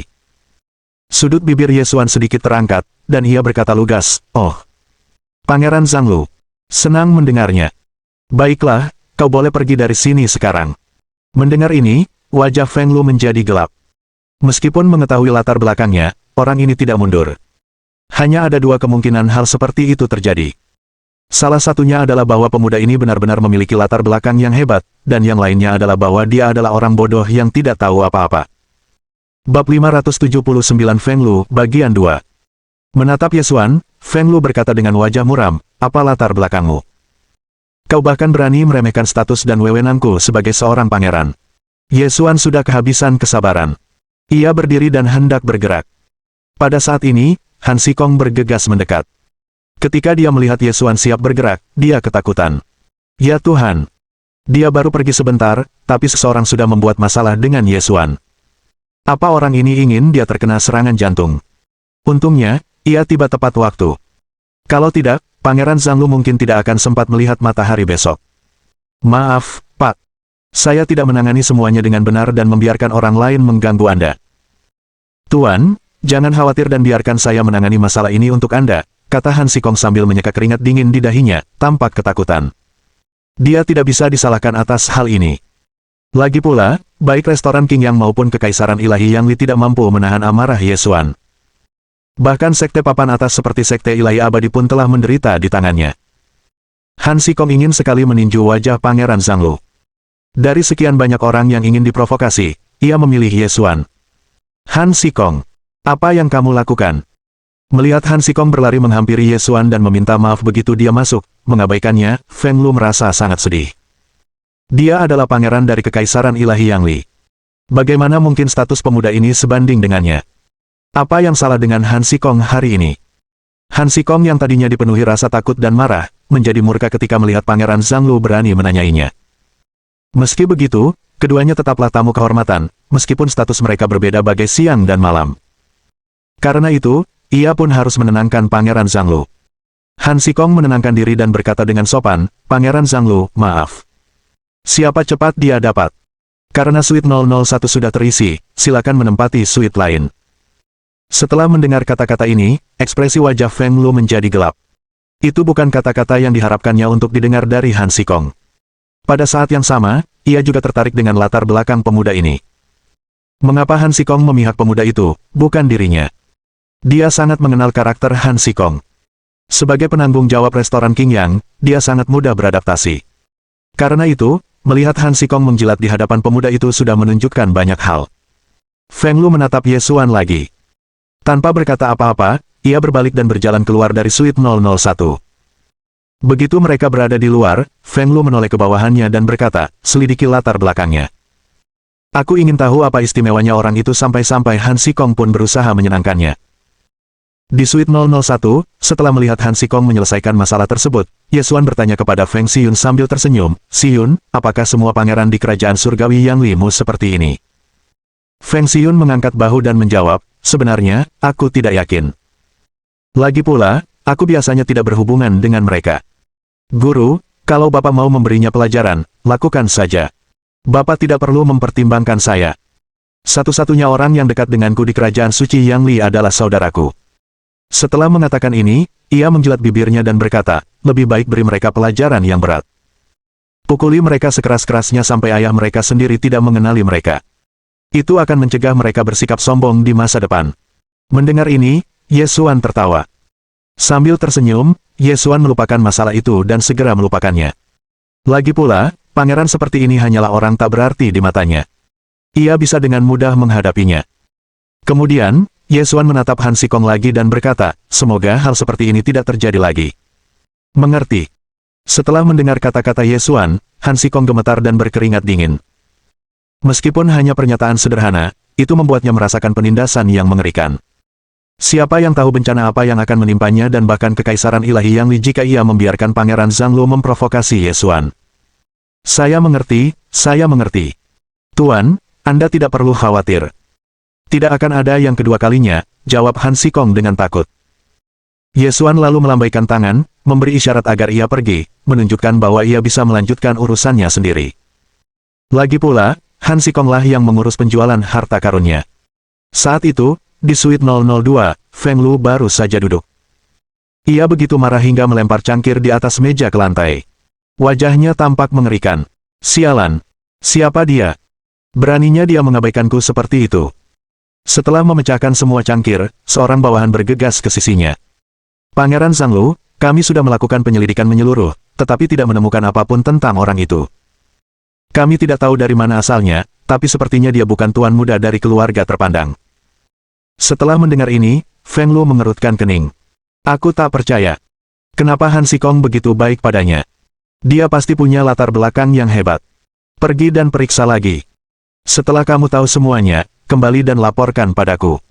Feng Lu memberi perintah dengan ekspresi muram. Bawahannya ketakutan dan segera pergi untuk menyelidiki masalah tersebut. Bab 580 Perang Penawaran, Bagian 1. Yang tidak diketahui Feng Lu adalah bahwa tidak peduli seberapa keras mereka mencoba, bawahannya tidak akan dapat mengetahui apapun tentang Ye Xuan. Bagaimanapun, Ye Xuan adalah pemimpin puncak awan langit dari Sekte Dewa Gurun Agung. Mungkin ada berita tentang prestasinya di dunia sekuler, tetapi hanya para kultivator yang pernah berhubungan dengannya yang dapat mengenalinya. Setelah beberapa waktu berlalu, pelelangan pun dimulai. Dari kamarnya, Ye Xuan dapat melihat pemandangan panggung di bawahnya dengan jelas. Wanita yang bertanggung jawab atas pelelangan itu sudah keluar. Ia memukul palu ke mimbar dan berkata dengan suara lembut, "Para tamu terhormat, sesi lelang yang ditunggu-tunggu telah tiba. Kita akan mulai dengan barang-barang lelang sekunder." Setelah itu, seorang wanita lain dengan pakaian terbuka perlahan keluar sambil membawa sebuah kotak dan meletakkannya di tengah panggung. Ketika orang banyak melihat barang lelang itu, mereka terkejut. Itu sebenarnya adalah harta karun ajaib yang bermutu tinggi. "Ada apa hari ini? Bahkan ada harta karun sihir tingkat tinggi yang bisa kamu dapatkan." Saat itu, kerumunan sudah menggosok-gosokkan tangan mereka dengan gembira. Sementara itu, di seberang suite 001, Feng Lu juga bersemangat ketika melihat barang lelang tersebut. Ye Xuan kebetulan memperhatikan ini, dan dia sudah memikirkan sesuatu yang menarik untuk dilakukan untuk menghabiskan waktu. Tampaknya merasakan niat jahat Ye Xuan, Feng Lu menatapnya, merasa sangat marah. Cih, kamu cuma orang biasa yang kebetulan punya semacam dukungan. Tanpa keluargamu, apa kamu pikir kamu pantas berada di sini? Tunggu saja. Kita lihat barang apa saja yang kau tawar, nak. Feng Lu menganggap dirinya cukup kaya, dan bertekad menggunakan kekayaannya untuk membalas Ye Xuan atas penghinaan yang dideritanya sebelumnya. Terlebih lagi, dia benar-benar menginginkan harta ajaib bermutu tinggi ini, jadi ini adalah situasi yang saling menguntungkan. Pedang ini disebut pedang api merah. Ini adalah harta karun magis bermutu tinggi. Saya yakin kalian semua tahu bahwa ini memang barang yang sangat langka. Ayo kita mulai. Harga awal pedang api merah adalah 90.000 tael perak murni. Para tamu terhormat bisa mulai menawar sekarang. Begitu ia selesai berbicara, para tamu di lantai lelang tidak langsung menawar. Malah, mereka menatap orang-orang yang menempati suite. Lagi pula, jika mereka menawar, mereka tidak akan menang. Seiring berjalannya waktu, suite 001 menjadi yang pertama memberikan harga 100 juta tael. Semua orang ternganga. Mereka mulai dengan harga segitu. Bukankah mereka langsung mematok harga untuk semua orang? Sementara orang banyak terlibat dalam diskusi panas, wajah Feng Lu menjadi gelap. Ia menatap tanda 1 juta tael di tangannya yang hendak ia angkat. Rasanya sungguh ironis. Sialan, apa orang ini sengaja melawanku? Melihat Ye Xuan, Feng Lu menggertakkan giginya karena marah. Pada saat ini, dia hampir bisa membayangkan tatapan mengejek Ye Xuan. Pangeran Zhanglu, tolong jangan. Namun, ia tidak mau mendengarkan nasihat bawahannya. Ia mengambil papan nama lain dan mengangkatnya, yang membuat bawahannya semakin ketakutan. 1 miliar tael. Ketika mereka melihat penawaran suite 002, orang-orang berseru kaget. Astaga! Siapa dua orang ini? Ini baru barang pertama. Apa perlu sekompetitif itu dari awal? Pada saat ini, mereka agak tahu bahwa para tamu di kedua suite itu jelas tidak berhubungan baik. Tidak ada penjelasan lain untuk penawaran impulsif tersebut. Pada saat ini, seorang wanita cantik bergaun merah di suite 003 memandang ke arah kedua suite itu dengan ekspresi bingung. Dia berbalik dan memberi instruksi kepada pelayan di sampingnya, pergi dan cari tahu siapa orang-orang di kedua kamar ini. Dimengerti, kata seorang pelayan dengan ekspresi dingin dan perlahan meninggalkan kamar itu. Nona muda, apakah kita akan berpartisipasi dalam pelelangan ini? Wanita berbaju merah itu berpikir sejenak lalu berkata, lupakan saja, mari kita duduk dan menonton sekarang. Tujuan utama kami adalah menyelidiki kekuatan aneh itu. Kami tidak begitu paham dengan situasi di Kekaisaran Ilahi Yangli, jadi sebaiknya jangan memprovokasi keluarga-keluarga besar ini. Baiklah, kata bawahan lainnya sambil mengalihkan perhatiannya kembali ke situasi di atas panggung. Setelah Feng Lu mengajukan tawaran sebesar 1 miliar tael perak murni, suasana menjadi mendidih. Wanita yang bertugas pelelangan itu tercengang. Awalnya, ia mengira harta karun ini hanya akan terjual paling banyak puluhan juta tael perak murni.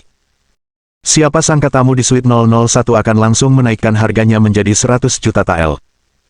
Tamu di suite 002 bahkan lebih mengejutkan, menawar 1 miliar tael. Itu setara dengan 10 juta tael emas murni. Setelah menawar, Feng Lu menatap Ye Xuan dengan sinis, seolah berkata, kalau kau mampu, teruskan saja. Ayo, aku punya banyak uang. Ekspresi Ye Xuan sama sekali tidak berubah ketika menyadari cibiran Feng Lu. Ia tersenyum dan menawar lagi, menaikkan tawarannya hanya 1000 tael. Wajah Feng Lu berubah sangat muram saat dia melihat tawaran provokatif itu. Orang ini mencoba mempermalukanku, kan? Jika harga Ye Xuan jauh lebih tinggi darinya, dia tidak akan merasa begitu marah. Akan tetapi, kenaikannya hanya sebesar 1000 tael, dan dia merasa seolah-olah ada yang menamparkan wajahnya. Mendengar tawaran itu, para tamu hampir tertawa. Bukankah orang ini jelas-jelas mencoba mengolok-olok orang-orang di suite 002? Dia jelas punya uang, tapi ingin membuat pihak lain marah. Saat orang banyak menahan tawa, wanita berbaju merah di suite 003 juga menutup mulutnya dan terkekeh. Orang ini cukup menarik. Aku penasaran dari mana asalnya. Dari jauh, dia melihat pria di suite 001 mengenakan pakaian putih. Di balik topengnya, meskipun dia tidak dapat melihat wajahnya, dia tetap dapat mengetahui bahwa dia masih muda dan tampaknya memiliki watak yang elegan. Brengsek. Feng Lu berdiri dengan marah. Mohon dukungan dari omong ante-ante sekalian, Buat subscribe atau sharekan novel Mimin ke Facebook kalian, agar channel Mimin bisa terus berkembang. Dengan begitu, Mimin bisa lebih semangat untuk up novel seru lain ke depannya. Buat teman-teman yang sudah subscribe dan sharekan novel Mimin, Mimin ucapkan terima kasih sebanyak-banyaknya. Sekiranya teman-teman menghadapi masalah video diputar dalam bahasa Inggris, coba tukar kepada bahasa Indonesia original melalui cara ini. Semasa mendengarkan, pencet tombol setting di atas kanan video, pilih audio track dan tukar bahasa.